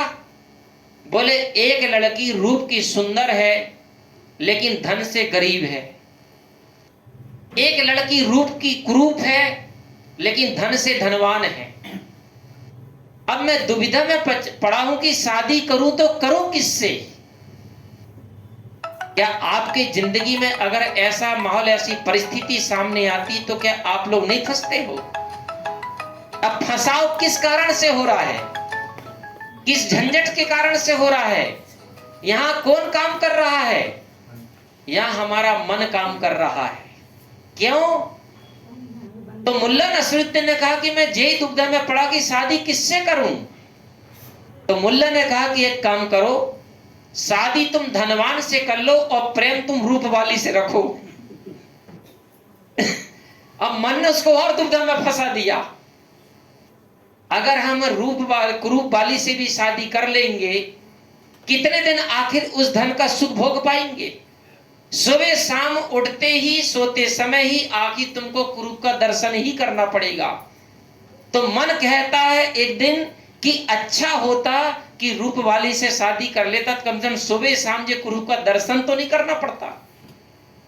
अब रूप वाली से भी अगर शादी कर लेते तो भी झंझट थी, क्योंकि खाने को भोजन चाहिए, पीने को पानी चाहिए, पहनने को कपड़े चाहिए, रहने को छत चाहिए। और जब पैसा नहीं होता तो क्या ये रूप को मैं खाऊंगा का पीऊंगा? तब भी मन क्या कहता, अच्छा होता धनवान वाले से कर लेता। तो किसी भी तरफ आप निर्णय करोगे, मन हमेशा आपको फंसाने को, लटकाने का ही काम करेगा। इसलिए कबीर साहब जी कहते कि मत सुनु मानिक, मत सुनु मानिक। हे जिज्ञासु जीव, हे कल्याण इच्छुक जीव, तुम अपनी मन की मत सुनो, मन की मत मानो, मन के कहे अनुसार मत करो। हृदय बंद निवारहूं हो। तुम्हारा जो हृदय में जो जिस प्रकार से भाव होता है और जो मन के मान मान करके तुमने जो कर्म किए और उसी से तुम जो बंधे हुए हो, कबीर साहब कहते ये बंधनों का निवेरा करो, इनसे छुटकारा पाओ, इनको अपने से दूर करो, तब तुम्हारा जीवन सुखी होगा। तो हमारे जीवन में बंध का मतलब एक और होता है कि जैसे जैसे हमारे अंदर में हृदय में भाव होता है, वैसा वैसा इंसान अपने जीवन में कर्म करता है। क्योंकि कोई भी अच्छा बुरा काम करने के पहले सबसे पहले कौन सी चीज काम करती है? हमारे हृदय का भाव। हमारे जिंदगी में 3 चीज बहुत इंपॉर्टेंट है। सबसे पहला हृदय है, और हृदय काहे का केंद्र है? भाव का केंद्र है। जैसा भाव होता है, दूसरा केंद्र है हमारा मस्तिष्क है। तो जैसे भाव होगा वैसे हमारे मस्तिष्क में विचार होंगे, क्योंकि मस्तिष्क विचारों का केंद्र है। और भाव और विचारों को व्यक्त करने के लिए हमारे पास तीसरा केंद्र क्या? हमारी इंद्रियां। इंद्रिय से हम क्या करते हैं? कर्म करते हैं। और जैसा कर्म करते वैसे अपने जीवन में सुख और दुख हमको मिलता है। इसलिए साहब जी कहते हैं कि कोई भी करने से पहले भाव की पवित्रता बहुत जरूरी है। ठीक है ना? इसलिए हमारे भाव को पहले ठीक रखो। जैसी दृष्टि वैसे सृष्टि कहते ना, तो जैसा भाव वैसा कर्म होता है। एक बार की बात है, रामदास जी रामायण की कथा करते थे। देखो मैं आपको भाव बता रहा हूं कि भाव कैसा होता है। रामायण की कथा करते थे तो वो उस समय लंका कांड की कथा कर रहे थे रामदास जी, और इतनी सुंदर कथा कहते थे, इतनी सुंदर कथा सुनाते थे श्रोताओं को कि उस कथा में कहते हैं कि भगवान हनुमान भी कथा सुनने के लिए बैठते थे, आते थे छुप करके। इसलिए आज कोई भी कथा करता है रामायण की तो एक जगह पे हनुमान जी का स्थान दिया जाता है कि वहां पर हनुमान जी आके बैठते हैं। तो इसी प्रकार कहते हैं उनकी कथा में हनुमान जी भी आके बैठते थे। तो रामदास जी कथा में जे सुना रहे थे अपना प्रसंग में कि जिस समय माता सीता को रावण ने हरण करके ले गया था, तो रावण ने माता सीता को कहां रखा था? अशोक वाटिका में। रुक जाए, लो भाई बोलो, बहन बोल रहा है कि बोले थोड़ा रुक जाओ। माइक ಈ ಒಂದು ಕೆಹರ ಅಂದ್ರೆ ಒಂದು ಗೀತೆಯಲ್ಲಿ ಕಬೀರ್ ಸಾಹೇಬರು ಹೇಳಿದ್ದಾರೆ ಏನು, ಜೀವಿಗಳೆಲ್ಲರೂ ಮನಸ್ಸಿನ ಒಪ್ಪಿಗೆಯಂತೆ ಕೆಲಸ ಕಾರ್ಯಗಳನ್ನ ಮಾಡ್ತಾ ಇದ್ದಾರೆ. ಅವರ ಮನಸ್ಸು ಹೇಳಿದಂತೆ, ವಿಚಾರ ಇಲ್ಲದೆ ತಿಳುವಳಿಕೆ ಇಲ್ಲದೆ ಅವ್ರ ಮನಸ್ಸು ಹೇಳಿದಾಗ ಮಾಡ್ತಾ ಇದ್ದಾರೆ. ಈ ಕಾರಣದಿಂದಾಗಿ ಅವರು ದುಃಖಕ್ಕೆ ಒಳಪಡ್ತಾ ಇದ್ದಾರೆ. ನಿರ್ಣಯ ಮಾಡ್ತಾ ಇಲ್ಲ, ಬುದ್ಧಿ ಕೈಗೆ ವಿಚಾರವನ್ನ ಕೊಡಿ ನಿರ್ಣಯ ಮಾಡ್ತಾ ಇಲ್ಲ. ಮನಸ್ಸು ಬುದ್ಧಿ ಚಿತ್ತ ಅಹಂಕಾರ ಇದೆ. ಮನಸ್ಸಿನಲ್ಲಿ ಏನು ವಿಚಾರ ಉಂಟಾಗುತ್ತೋ ಅದು ಬುದ್ಧಿಯ ಮೂಲಕ ತೀರ್ಮಾನ ತೆಗೆದುಕೊಳ್ಬೇಕು ಅಂತ ನಾವು ಹೇಳ್ತಾ ಇರ್ತೀವಿ. ಬುದ್ಧಿಯ ಮೂಲಕ ಇದು ಸರಿ ಇದು ಇಲ್ಲವಾ ಅದನ್ನು ವಿಚಾರ ಮಾಡ್ತಾ ಇಲ್ಲ. ವಿಚಾರ ಮಾಡದೇ ಇರೋದಕ್ಕೆ ಕಾರಣ ಏನು ಅಂದ್ರೆ ಅವನಲ್ಲಿ ಜ್ಞಾನ ಇಲ್ಲ. ಈ ರೀತಿಯಾಗಿ ಪ್ರತಿಯೊಬ್ಬ ಮನುಷ್ಯನು ಮನಸ್ಸಿನಂತೆ ನನ್ನ ಮನಸ್ಸಿಗೆ ಏನು ಒಪ್ಪಿಗೆ ಆಗುತ್ತೋ ಅದರಂತೆ ಕಾರ್ಯಗಳನ್ನ ಮಾಡ್ತಾ ಇದ್ದಾನೆ, ದುಃಖನ ಅನುಭವಿಸ್ತಾ ಇದ್ದಾನೆ. ಇಲ್ಲಿ ಅದೇ ಹೇಳ್ತಾರೆ, ವಿವೇಕ ಜ್ಞಾನ ಇಲ್ಲ, ಅಲ್ಲಿ ವಿಚಾರ ಮಾಡ್ತಾ ಇಲ್ಲ. ಆ ಕಾರಣದಿಂದ ಅವನು ಮನಸ್ಸಿಗೆ ಒಪ್ಪಿದಂತೆ ದೇವಿ ದೇವತಾದಿಗಳು ಭೂತ ಪ್ರೇತ ಇತ್ಯಾದಿಗಳನ್ನೆಲ್ಲ ಒಪ್ಕೊಂಡ್ಬಿಟ್ಟಿದ್ದಾನೆ. ಇದಾವೆ ಇದಾವೆ ಅಂತೇಳಿ, ಇದೆ ಇದೆ ಅಂತೇಳಿ. ಯಾರೋ ಹೇಳಿದ್ದು ಇವನ ಅನುಭವಕ್ಕೂ ಬರಲಿಲ್ಲ, ನೋಡ್ಲೂ ಇಲ್ಲ. ಭೂತ ಇರುವ ಬಗ್ಗೆ ಇವನ ಅನುಭವಕ್ಕೆ ಬರಲಿಲ್ಲ, ಇವನ್ ಕಣ್ಣಿಂದ ನೋಡಲಿಲ್ಲ, ಯಾರೋ ಹೇಳಿದ್ರು. ಈ ರೀತಿಯಾಗಿ ಮನಸ್ಸಿಗೆ ಒಪ್ಪಿಗೆ ಆಗತಕ್ಕಂಥ ವಿಚಾರಗಳನ್ನ ಕೇಳ್ದ, ಅದನ್ನ ಮಾಡ್ಕೊಂಡ್ ಬರ್ತಾ ಇದ್ದ. ಅದಕ್ಕೆ ಹೇಳ್ತಾರೆ ಮನಸ್ಸಿನ ಮಾತು ಕೇಳಬೇಡ. ಮನಸ್ಸಿನ ಮಾತು ನೀನು ಕೇಳಿ ಕಾರ್ಯ ಮಾಡುವುದಾದ್ರೆ ಅದು ತಪ್ಪಾಗತ್ತೆ. ಗಲತ್ ಅಂದ್ರೆ ತಪ್ಪು ಆಗತ್ತೆ. ಈ ರೀತಿಯಾಗಿ ಕಾರ್ಯಗಳನ್ನ ಮಾಡಿ ಮನುಷ್ಯನು ಸಿಕ್ಕಿ ಹಾಕೊಳ್ತಾ ಇದ್ದಾನೆ, ಸಂಸಾರದಲ್ಲಿ ಜಗತ್ತಿನಲ್ಲಿ ಸಿಕ್ಕಿ ಹಾಕೊಳ್ತಾ ಇದ್ದಾನೆ. ದುಃಖಗಳಲ್ಲಿ ಸಿಕ್ಕಾಕೊಳ್ತಾ ಇದ್ದಾನೆ. ವಿವೇಕ ಏನ್ ಮಾಡುತ್ತೆ ಅಂದ್ರೆ ಅದೆಲ್ಲ ಸರ್ ಮಾಡುತ್ತೆ, ಸಾಫ್ ಅಂದ್ರೆ ಕ್ಲೀನ್ ಮಾಡುತ್ತೆ, ಸ್ವಚ್ಛ ಮಾಡುತ್ತೆ. ಜ್ಞಾನ ಅನ್ನೋದು, ಜ್ಞಾನವನ್ನು ಯಾವ ವ್ಯಕ್ತಿ ಜ್ಞಾನವನ್ನ ತಿಳಿತಾ ಇರ್ತಾನೋ ಅವನು ವಿವೇಕದಿಂದ ಎಲ್ಲವನ್ನ ಸ್ವಚ್ಛ ಮಾಡ್ತಾನೆ. ಓ ಇದು ಸರಿ ಇಲ್ಲ, ಇದು ಸರಿ ಇದೆ, ಇದು ಸರಿ ಇಲ್ಲ. ಆಗ ಆತನು ಕೆಟ್ಟ ಕಾರ್ಯಗಳನ್ನ ಮಾಡಕ್ ಹೋಗೋದಿಲ್ಲ, ಮನಸ್ಸು ಹೇಳ್ದಂತೆ ಮಾಡಕ್ ಹೋಗೋದಿಲ್ಲ. ಜ್ಞಾನ ಎಕ್ಸಾಂಪಲ್ ಅಲ್ಲಿ ಒಂದು ಕೊಡ್ತಾರೆ. ಮುಲ್ಲ ಯಾರೋ ಒಬ್ಬ ವ್ಯಕ್ತಿಗೆ ಮದುವೆ ಆಗಪ್ಪ, ಹುಡುಗಿ ಸಿಕ್ಕಿಲ್ಲ,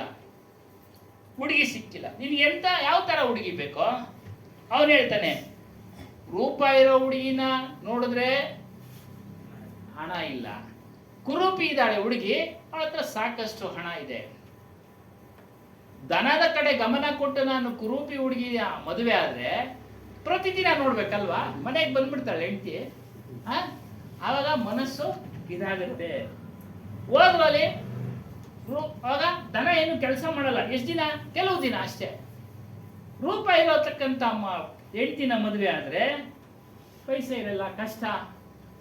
ಈ ರೀತಿಯಾಗಿ ಮನಸ್ಸಿನ ಒಳಗಡೆ ದ್ವಂದ್ವ, ಯಾವುದೇ ವಿಚಾರ ತಗೊಳ್ಳಿ, ಇದನ್ನ ಮಾಡೋಣ, ಇದನ್ನ ಮಾಡೋಣ, ಈ ರೀತಿಯಾಗಿ ಮನಸ್ಸಿನಂತೆ ಯಾವುದೋ ಒಂದು ಆಗ್ಬಿಡ್ತಾನೆ, ಕುರೂಪಿನ ಆಗ್ಬಿಡ್ತಾನೋ, ಯಾವುದೋ ಒಂದು ಆಗ್ಬಿಡ್ತಾನೆ. ಒಟ್ಟಾರೆ ದುಃಖ. ಅವನು ವಿವೇಕ ಮಾಡಲಿಲ್ಲ, ವಿವೇಕ ಮಾಡಲಿಲ್ಲ. ವಿವೇಕ ಎಲ್ಲಿ ಉಂಟಾಗುತ್ತೆ? ನಮ್ಮ ಹೃದಯದಲ್ಲಿ. ತೀರ್ಮಾನ ನಮ್ಮ ಮೈಂಡ್ನಲ್ಲಿ. ಜ್ಞಾನ ನಾವು ಮಾಡಬೇಕು ಬೇಡ ಅನ್ನೋದು ಫಸ್ಟ್ ನಮಗೆ. ಈ ಒಂದು ಮನಸ್ಸು ಕೆಲಸ ಮಾಡಬೇಕು ಅಂದಾಗ ಫಸ್ಟ್ ನಾವು ಬುದ್ಧಿ ಕೈಗೆ ಹೋಗ್ಬೇಕು, ಬುದ್ಧಿಗೆ ತೀರ್ಮಾನ ಕೊಡೋಕೆ ಹೇಳ್ಬೇಕು. ಇದು ಸರಿ ಇದ್ರೆ ಮಾಡೋಣ, ಇಲ್ಲ ಅಂದ್ರೆ ಇಲ್ಲ. ಆ ರೀತಿ ಮಾಡದೆ ಅವನೇನ್ ಮಾಡ್ತಾನೆ, ದುಃಖಕ್ಕೆ ಒಳಗಾಗ್ತಾ ಇದ್ದಾನೆ. ಹಾಗಾಗಿ ಇಲ್ಲಿ ಹೇಳ್ತಾರೆ, ನಾವು ಯಾವುದೇ ಒಂದು ವಿಚಾರ ಎಲ್ಲಿ ಉಂಟಾಗುತ್ತೆ? ಫಸ್ಟ್ ಮನಸ್ಸಿನಲ್ಲಿ ಉಂಟಾಗುತ್ತೆ, ಆಮೇಲೆ ಅದು ಮೈಂಡ್ಗೆ ಹೋಗುತ್ತೆ. ಈ ರೀತಿಯಾಗಿ ಮೈಂಡ್ ಹೋಗಿ ನಂತರ ಇಂದ್ರಿಯಗಳ ಮೂಲಕ ಕೆಲಸವನ್ನ ಮಾಡ್ತಾ ಇದ್ದೀವಿ. ಮನಸ್ಸು ಉಂಟಾಗುತ್ತೆ, ಆಮೇಲೆ ಬುದ್ಧಿ ಮಾಡು ಅಂತ ಹೇಳುತ್ತೆ, ಮಾಡ್ತಾ ಇದ್ದೀವಿ. ಈ ರೀತಿಯಾಗಿ ನಾವು ದುಃಖಗಳ ಕೆಲಸಗಳನ್ನ ಮಾಡ್ತಾ ತೊಂದರೆಗೆ ಸಿಗಾಕೊಂಡಿದ್ದೀವಿ. ನಾವು ಪವಿತ್ರತೆಯನ್ನ ಪಡಿಬೇಕು ಜ್ಞಾನದ ಮೂಲಕ. ಯಾವ್ದು ಮಾಡಿದ್ರೆ ಏನು, ಯಾವ್ದು ಮಾಡಿದ್ರೆ ತಪ್ಪಾಗುತ್ತೆ, ಯಾವ್ದು ಮಾಡಿದ್ರೆ ಸರಿಯಾಗುತ್ತೆ, ಇವೆಲ್ಲ ಇದನ್ನ ಮತ್ತೆ ಈ ಕೆಲಸ ಕಾರ್ಯಗಳೆಲ್ಲ ಆಗೋದು ಕಾರಣ ಏನು ಅಂದ್ರೆ ನಮ್ಮ ಪೂರ್ವ ಜನ್ಮದ ಸಂಸ್ಕಾರ ಅದು ಸಹ ಸೇರುತ್ತೆ. ಕರ್ಮ ಫಲಗಳು ಅದ್ರ ಮೂಲಕ ಆಗುತ್ತೆ. ಅದೆಲ್ಲ ಬಿಡುಗಡೆ ಮಾಡ್ಕೊಳ್ಬೇಕಾದ್ರೆ ನಾವು ಸತ್ಸಂಗ ಅಗತ್ಯವಾಗಿ ಮಾಡಲೇಬೇಕು. ಇನ್ನೊಂದು ಉದಾಹರಣೆ ಕೊಡ್ತಾರೆ ಈ ವಿಚಾರವಾಗಿ. ರಾಮಾಯಣ ಕಥೆ, ರಾಮದಾಸ್ ಅನ್ನೋರು ಲಂಕಾ ಕಾಂಡ, ಲಂಕಾ ದಹನದ, ಹನುಮಂತ ಹೋಗಿ ಲಂಕೆನ ಸುಡೋದು, ಆ ಸುಂದರವಾದ ಕತೆ. ಏನಕ್ಕೆ ಹೇಳ್ತಾ ಇದ್ದಾರೆ? ಈ ರೀತಿಯ ಕಲ್ಪನೆಗಳನ್ನ ಹುಟ್ಟಿಸ್ಬಿಟ್ಟಿದ್ದಾರೆ ಆಗ್ಲಿಂದನು. ಮೊದಲೇ ಹೇಳ್ತಾ ಇದ್ರು, ನಾವು ಕೇಳಿದೀವಿ ಕತೆ, ರಾಮಾಯಣ ಕತೆ ಎಲ್ಲಿ ನಡೀತಾ ಇರುತ್ತೋ ಅಲ್ಲಿ ಬಂದು ಹನುಮಂತ ಕುಂತು ಕೇಳ್ತಾ ಇರ್ತಾನೆ. ಇದು ನಾವು ಕೇಳಿದೀವಿ ಸ್ವತಃ. ಹನುಮಂತ ಬಂದು ಕುತ್ಕೊಂಡು ಕೇಳ್ತಾ ಇರ್ತಾನೆ. ಯಾರ ಹನುಮಂತನೋ ಏನೋ ಗೊತ್ತಿಲ್ಲ, ಪ್ರತಿದಿನ ನೋಡೋರ್ನೇ ನೋಡ್ತಾ ಇರ್ತೀವಿ. ಪ್ರತಿ ವಾರ ಸದಾಶಿವಪ್ಪರ್ ನೋಡ್ತಾ ಇದೀವಿ, ಸುಬ್ರಹ್ಮಣ್ಯಪ್ಪ ಅವ್ರು ನೋಡ್ತಾ ಇದೀವಿ ಅಲ್ವಾ? ನೋಡಿ, ಇದೆಲ್ಲ ಕಲ್ಪನೆಗಳು. ಈ ರೀತಿ ಸೀತಾ ಅಪಹರಣ ಮಾಡ್ಕೊಂಡೇನು ಅಶೋಕವನದಲ್ಲಿ ಇಟ್ಟಿದ್ದ. ಈ ರೀತಿ ಭ್ರಮೆ ಅಲ್ಲಿಗೆ ನಿಲ್ಸಿದ್ರು. ಸಾಹೇಬ್ ಆगे बढ़ाइए सीता का। तो कहते हैं कि जिस समय रावण ने माता सीता का हरण करके ले गया, तो उस रावण ने अपने राजमहल में नहीं रखा। माता सीता को कहाँ रखा था? अशोक वाटिका में। और अशोक वाटिका इतनी सुंदर थी कि जहां पर शोक का कोई काम नहीं था, दुख का कोई काम नहीं था। इतनी सुंदर अशोक वाटिका थी, इतनी फूलों से सज्जित थी। तो उस सुंदर जगह में माता सीता को रखा। एक से एक फूल खिले हुए थे। तो उसी प्रसंग को लेकर के रामदास महाराज जी सुना रहे थे कि जिस जगह पे माता सीता थी अशोक वाटिका में, उस समय बहुत सुंदर सुंदर सफेद फूल खिले हुए थे। अब सफेद फूल का नाम सुनते ही हनुमान जी के दिल में आग लग गई। हनुमान जी ने कहा कि रामदास जी तो हर हमेशा अच्छी बात सुनाते थे, सही बात सुनाते थे, लेकिन आज रामदास महाराज झूठ बोल रहे हैं। क्योंकि रामदास महाराज तो सीता की खबर लेने के लिए, वहां पता लगाने के लिए तो रामदास नहीं गए थे, गया तो मैं था हनुमान, और मैंने अपनी आंखों से देखा कि वहां फूल सफेद नहीं थे, वहां फूल लाल थे। रामदास महाराज ने पब्लिक को एक बार सुनाया, 2 बार सुनाया, 3 बार सुनाया। हनुमान जी के अंदर में जो धैर्यता का बांध था वो टूट गया। हनुमान जी भूल गए कि मैं यहां पर कथा सुनने के लिए आया हूं। हनुमान जी भरी समाज के बीच में खड़े हो गए और रामदास जी से विवाद करने लगे, और रामदास जी से कहा कि रामदास जी, आप कथा झूठी सुना रहे हो, वहां फूल सफेद नहीं थे, फूल लाल थे, मैंने अपनी आंखों से देखा है।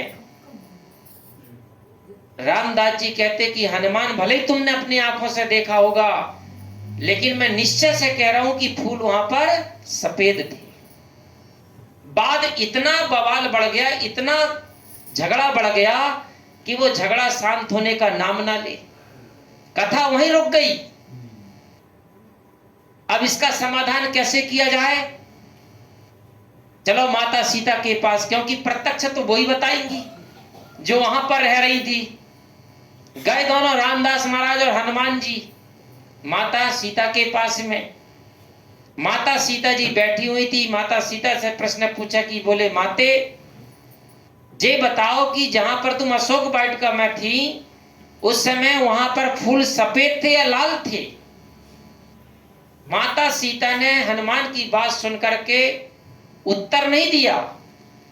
कभी भी कोई भी हमसे क्वेश्चन करे, डायरेक्ट आंसर मत दो, पहले उसका रीजन को समझो कि रीजन क्या है, कारण क्या है, ये क्वेश्चन खड़ा कहां से हुआ है।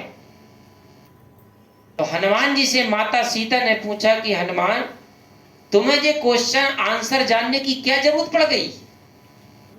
बोले माते, ये रामदास महाराज है जो रामायण की कथा बोलते हैं, लंका कांड की कथा सुना रहे थे, और जे कथा में समाज को जे बतला रहे थे कि जिस समय माता सीता जिस अशोक वाटिका में रुकी हुई थी, वहां के फूल सफेद खिले हुए थे, और माता वहां पर फूल सफेद नहीं थी, मैंने अपनी आंखों से देखा वहां पर लाल थे। तो माता, मैं इसी बात को स्पष्ट करने के लिए आया हूं कि आप सही सही बताइए कि फूल सफेद थे या लाल थे। माता सीता ने सोची कि मामला तो बहुत गंभीर है और झगड़ा तो निपटाना पड़ेगा। तो माता सीता ने कही कि हनुमान, जो तुम कह रहे हो वो बात भी ठीक है, और रामदास महाराज जो कह रहे हैं वो बात भी ठीक है। बोले ऐसे कैसे हो सकता माते, निर्णय एक देना पड़ेगा, तुम दोनों कैसी बात बोल रही हो, आप भी ऐसे कैसे हो सकता है? माता सीता ने कहा कि हनुमान, जो रामदास जी महाराज कह रहे हैं वो बात सही है, फूल वहां सफेद ही खिले थे, लाल नहीं थे। लेकिन तुम जो बोल रहे वो बात भी ठीक है, फूल तुमको लाल देखे, कारण कि जिस समय तुम मेरी खोज के लिए आए थे, मुझे पता लगाने के लिए आए थे, उस समय तुम्हारे अंदर में रावण के प्रति क्रोध था, तुम्हारे अंदर में ऐसी आग की ज्वाला जल रही थी क्रोध की, उस क्रोध के कारण से तुम्हारी आंखों में लालिमा छाई हुई थी। तो तुम्हारी आंखों में जो लालिमा छा गई थी, उसके कारण से सफेद फूल भी तुमको लाल दिख रहे थे। तब ये बात का समाधान हुआ। तो कहने का मतलब है कि आदमी अपने हृदय में जैसे जैसे भाव का चश्मा लगाता है, उसको वैसे वैसे ही संसार दिखता है, और वैसे ही संसार के साथ में अपना व्यवहार और कर्म करता है। समझ में आई बात? जैसे हम काला चश्मा लगा ले, दुनिया काली नहीं है, लेकिन सारी दुनिया हमको काली दिखती है। लाल चश्मा लगा ले, पूरी दुनिया लाल दिखती है। हरा चश्मा लगा लो, पूरी दुनिया हरी दिखती है। इसी प्रकार एक चश्मा होता बाहर का और एक चश्मा होता हमारे भावों का। तो आदमी जैसे जैसे भावना का चश्मा लगाता है, इसलिए रामायण में चौपाई आई, जाकी रही भावना जैसी, प्रभु मूरत देखी तिन तैसी। हम जिस प्रकार से भाव का चश्मा लगाते हैं, वो सारे संसार को उसी दृष्टिकोण से देखता है, और जैसा दृष्टिकोण से देखता है वैसे उसकी जीवन की सृष्टि तैयार होती है।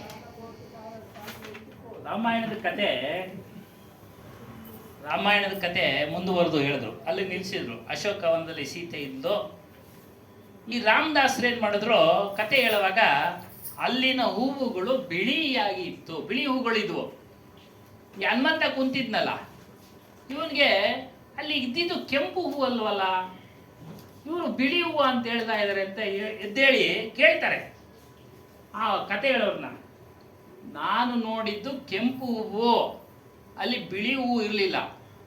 ಇಬ್ಬರಿಗೂ ವಾದ ಆಗ್ಬಿಡ್ತು, ಕತೆ ಅಲ್ಲಿಗೆ ನಿಂತೋಯ್ತು. ಇದಂದ್ರೆ ಒಂದು ಕಲ್ಪನೆ ಕತೆ, ನಮ್ಮನ್ನು ವಿಚಾರಕ್ಕೆ ತೆಗೆದುಕೊಂಬರಕ್ಕೆ ಇದನ್ನ ಹೇಳ್ತಾ ಇದ್ದಾರೆ. ನಿಂತೋಯ್ತು, ನಡಿ ಹೋಗೋಣ ಸೀತೆ ಹತ್ರ. ಸೀತೆ ತಾನೇ ಅಲ್ಲಿ ಇದ್ದಿದ್ದು ಅಶೋಕವನದಲ್ಲಿ, ಅವಳೇ ಹೇಳ್ಬಿಡ್ಲಿ ಅಂತ ಹೋದ್ರು. ಹೋಗಿ ಕೇಳ್ತಾರೆ ರಾಮದಾಸು ಹನುಮಂತ. ಹನುಮಂತ ಹೇಳ್ತಾನೆ, ಈ ರಾಮದಾಸರು ಕತೆ ಹೇಳುವಾಗ ಬಿಳಿ ಹೂವು ಇತ್ತು ಅಂತ ಹೇಳ್ತಾವ್ರೆ ಅಶೋಕವನದಲ್ಲಿ, ನಾನು ಕೆಂಪು ಹೂವನ್ನು ನೋಡಿದ್ದೆ, ಇದು ನೀವು ನೋಡಿದ್ದೀರಲ್ಲ, ನೀವು ಹೇಳಿ ಅಂತ ಅವ್ರನ್ನ ಕೇಳ್ಕೊಳ್ತಾರೆ. ಜಡ್ಜು ಹೋಗ ಆಕೆ ಸೀತೆ, ಜಡ್ಜು.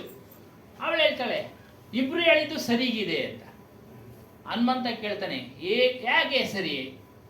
ನಾನು ಕೆಂಪು ಅಂತ ಇದ್ದೀನಿ, ಅವರು ಬಿಳಿ ಅಂತ ಇದ್ದಾರೆ, ಇದು ಹೇಗೆ ಸರಿ? ಅವಾಗ ಹೇಳ್ತಾರೆ, ರಾಮದಾಸ್ ಹೇಳಿದಂಗೆ ಅಲ್ಲಿ ಬಿಳಿ ಹೂವನ್ನೇ ಇದ್ದಿದ್ದು. ನೀನು ಹನುಮಂತ ಬಂದಲ್ಲ ನನ್ನ ಹುಡುಕೊಂಡು, ಆಗ ನಿನ್ನ ಮನಸ್ಸು ಏನಾಗಿತ್ತಂದ್ರೆ, ನನ್ನನ್ನು ಸೀತೆಯನ್ನು ಅಪಹರಣ ಮಾಡ್ಕೊಂಡು ಹೋಗ್ಬಿಟ್ಟಿದ್ದಾನೆ ರಾವಣ, ಅವನು ಸಿಕ್ಕಿದ್ರೆ ಅವನು ಹಾಗೆ ಮಾಡ್ಬಿಡೋಣ ಹೀಗೆ ಮಾಡ್ಬಿಡ ಅನ್ನೋ ಒಂದು ಮನಸ್ಸಿನಲ್ಲಿ ಭಾವವನ್ನು ತಾಳಿದ್ದೆ, ಕ್ರೋಧವನ್ನು ತಾಳಿದ್ದೆ. ಹಾಗಾಗಿ ಬಿಳಿ ಹೂವು ನಿನ್ನ ಕಣ್ಣಿಗೆ ಕೆಂಪಾಗಿ ಕಾಣಿಸ್ತಾ ಇತ್ತು, ಕೆಂಪಾಗಿ ಕಾಣಿಸ್ತಾ ಇತ್ತು. ಅದೇ ರೀತಿಯಾಗಿ ನಮ್ಮ ಮನಸ್ಸಿನಲ್ಲಿ ಯಾವ ಯಾವ ರೀತಿ ಭಾವನೆಗಳು ಉಂಟಾಗ್ತವೋ ಆ ರೀತಿ ಜಗತ್ತು ನಮ್ಮ ಕಣ್ಣಿಗೆ ಕಾಣ್ತವೆ, ಮತ್ತು ಅದೇ ರೀತಿಯ ಕೆಲಸ ಕಾರ್ಯಗಳನ್ನು ಮಾಡ್ತೀವಿ. ಕಪ್ಪು ಕನ್ನಡಕ ಹಾಕೊಂಡ್ರೆ ಕಪ್ಪಾಗಿ ಕಾಣುತ್ತೆ ಜಗತ್ತು, ಕೆಂಪು ಕನ್ನಡಕ ಹಾಕೊಂಡ್ರೆ ಕೆಂಪಾಗಿ ಕಾಣುತ್ತೆ. ಈ ರೀತಿಯಾಗಿ ಯಾವ ರೀತಿ ಕನ್ನಡಕ ಹಾಕ್ತೀವಿ ಆ ರೀತಿ ಜಗತ್ತು ಕಾಣುತ್ತೆ. ಅದೇ ರೀತಿಯಾಗಿ ಒಂದು ಕನ್ನಡಕ ಒಳಗೆ, ಒಂದು ಕನ್ನಡಕ ಹೊರಗೆ. ಮತ್ತೆ ಇವುಗಳನ್ನ ಒಳಗೊಂದು ಹೊರಗೊಂದು ಅಂತಾರೆ. ಒಟ್ಟಾರೆ ಹೇಳ್ಬೇಕು ಅಂದ್ರೆ ಒಳಗೊಂದು ಹೊರಗೊಂದು, ಒಳಗೊಂದು ರೀತಿ ಇರ್ತೀವಿ, ಹೊರಗಡೆ ಒಂದು ರೀತಿ ಇರ್ತೀವಿ. ಸತ್ಸಂಗ ಕೇಳ್ತಾ ಇರ್ತೀವಿ, ನೆನ್ನೆ ಅದೇ ಹೇಳಿದ್ರು, ಸತ್ಸಂಗ ಕೇಳ್ತಾ ಇರ್ತೀವಿ, ಮಾಡೋದು ಮಾಡ್ತಾನೆ ಇರ್ತೀವಿ, ಬದಲಾವಣೆನೇ ಆಗೋದಿಲ್ಲ. ಎಲ್ಲ ನಮ್ಮ ಭಾವನೆಯಂತೆ ಕೆಲಸ ಕಾರ್ಯಗಳು ನಡೀತವೆ. ಹಾಗಾಗಿ ನಮ್ಮ ಭಾವನೆಗಳನ್ನ ಶುದ್ಧವಾಗಿ ಇಟ್ಕೊಳ್ಬೇಕು ಅನ್ನೋ ಒಂದು ವಿಚಾರ ಮುಂದುವರೆದು ಹೇಳ್ತಾರೆ. ಹಾಗೆ ಬಡಾಯಿಸಿ. तो इस प्रकार से कबीर साहब जी कहते हैं कि आदमी जैसे जैसे भाव बनाता है अपने हृदय में, वैसे वैसे विचार तैयार होते हैं, जैसे जैसे विचार होते हैं वैसे वैसे इंसान कर्म करता है, और जैसे जैसे कर्म करता है वैसे वैसे संसार में नर हो चाहे नारी, वो अपने जीवन में सुखी और दुखी होता है। इसलिए कबीर साहब जी कहते हैं कि अपने गलत कर्मों से हटना है, गलत कामों से हटना है, तो सबसे पहले अपने को क्या करना पड़ेगा? मूल चीज को ठीक करना पड़ेगा। मूल क्या है? हमारे हृदय के भाव। हमारा हृदय के भाव कब पवित्र होगा? जब हमारे भीतर में संत गुरुजनों के प्रति भक्ति होगी, सेवा होगी, श्रद्धा होगी, सत्संग होगा, ज्ञान होगा, बोध होगा, विवेक होगा, तो हमारे हृदय का भाव शुद्ध होगा। तो कबीर साहब वही कह रहा है कि भक्ति सत्संग ज्ञान का आधार लेकर के हृदय बंद निवार हूं। जे अपने गलत भाव को दूर करो, गलत भाव को हटाओ। फिर इसके बाद में क्या कहते? अटपट कुमरा करे कुमरैया, चमरा गांव ना बाँचे हो। अटपट कुमरा, कुम्हार कौन है? कुम्हार किसको कहते? जो बर्तन मिट्टी का बनाता है।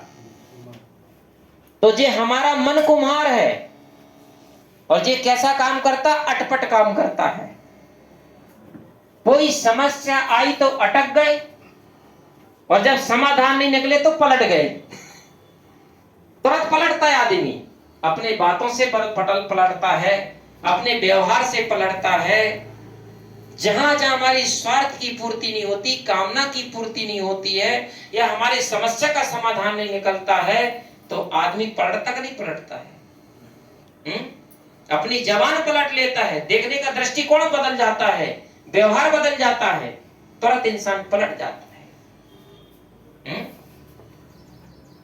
जिस प्रकार से एक गिरगिट होता है, गिरगिट परिस्थिति को देखकर अपना रंग बदलता है, और इंसान जो होता है वो अपने मौका को देख करके बदलता है। एक प्राणी होता है जंगलों में गिरगिट, जो परिस्थिति को देख करके रंग बदलता है, और इंसान अपना मौका को देख करके अपना रंग बदलता है। दोनों में अंतर देखना जरा, इंसान का और गिरगिट का। तो कबीर साहब वही कह रहा है कि अटपट कुमरा कमरे कुमरैया। कुमरैया का मतलब है काम करना। जे हमारा मन 24 घंटा क्या करता है? ऊट पटांग काम करता है, ऊट पटांग रास्ता चलता है। और जब इसके व्यवहार में कोई समस्या आती है, कोई झंझट आती है, तो जे फिर हमारा मन किसका सहारा लेता है? झूठ और देखा देखी का सहारा लेता है। झूठ से और नकल से फिर हम अपनी समस्या को हल करना चाहते हैं, विवेक से नहीं। और जितना आप झूठ का, धोखे का, नकल का सहारा लोगे, उतने ज्यादा आप और उलझोगे। कैसे उलझोगे? एक राजा था, और राजा को किसी मंत्री की जरूरत थी, नौकर की जरूरत थी। राजा ने पूरे नगर में डिंडोरी पिटवाया कि राजा के यहां नौकरों की जरूरत है। अब एक नौकर की जरूरत थी, लेकिन राजा के यहां नौकरी पाने के लिए हजारों लोग ने वहां पर अपना निवेदन किया, अपील किया, जिसमें से 3 व्यक्ति को पास किया गया। वे 3 व्यक्ति को भी एक नौकर रखने के पहले, राजा की शर्त थी कि नौकर रखने के पहले, काम में लेने के पहले उनका इंटरव्यू लिया जाएगा। इंटरव्यू क्या है?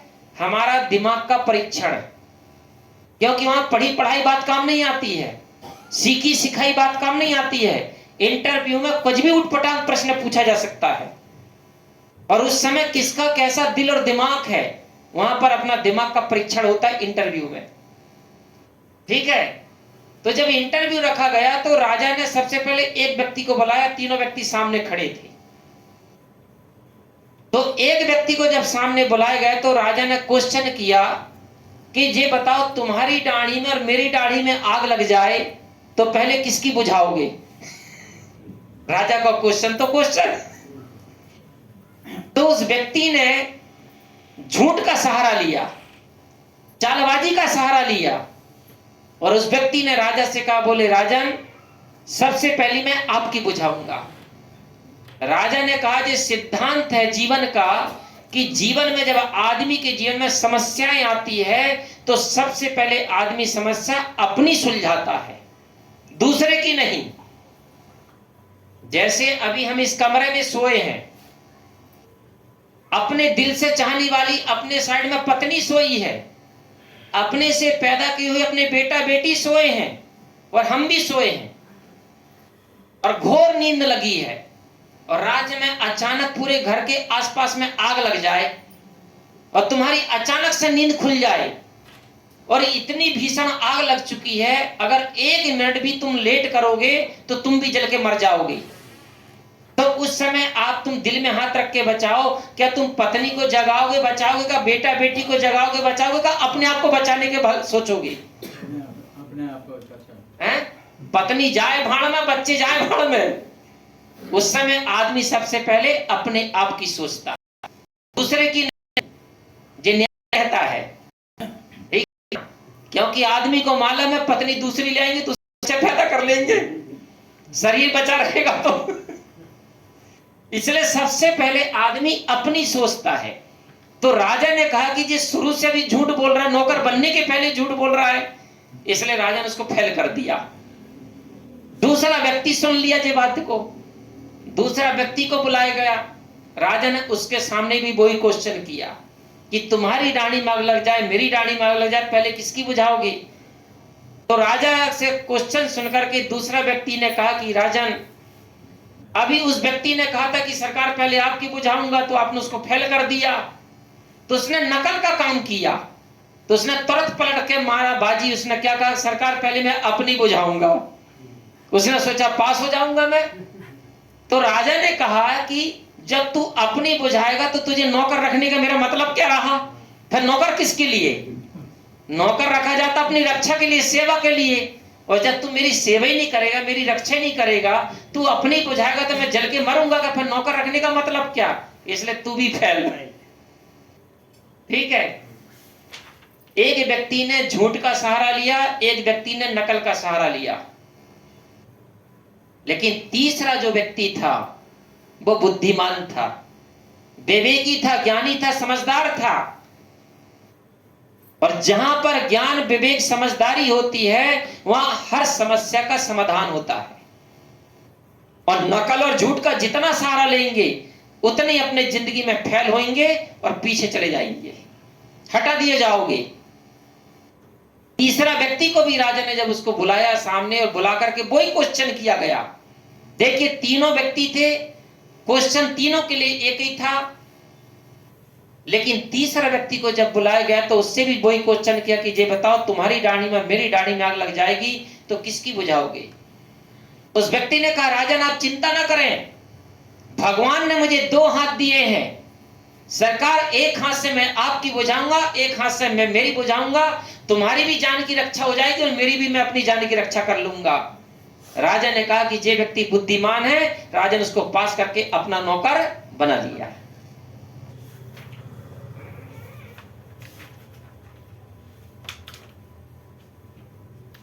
ಇಲ್ಲಿ ಮುಂದುವರೆದು ಹೇಳಿದ್ರು, ನಮ್ಮ ನಮ್ಮ ಭಾವನೆಗಳು ಯಾವ ರೀತಿ ಇದೆಯೋ ಅದೇ ರೀತಿ ನಾವು ನಮ್ಮ ನಮ್ಮ ಕೆಲಸ ಕಾರ್ಯಗಳನ್ನು ಮಾಡಿದ್ವಿ.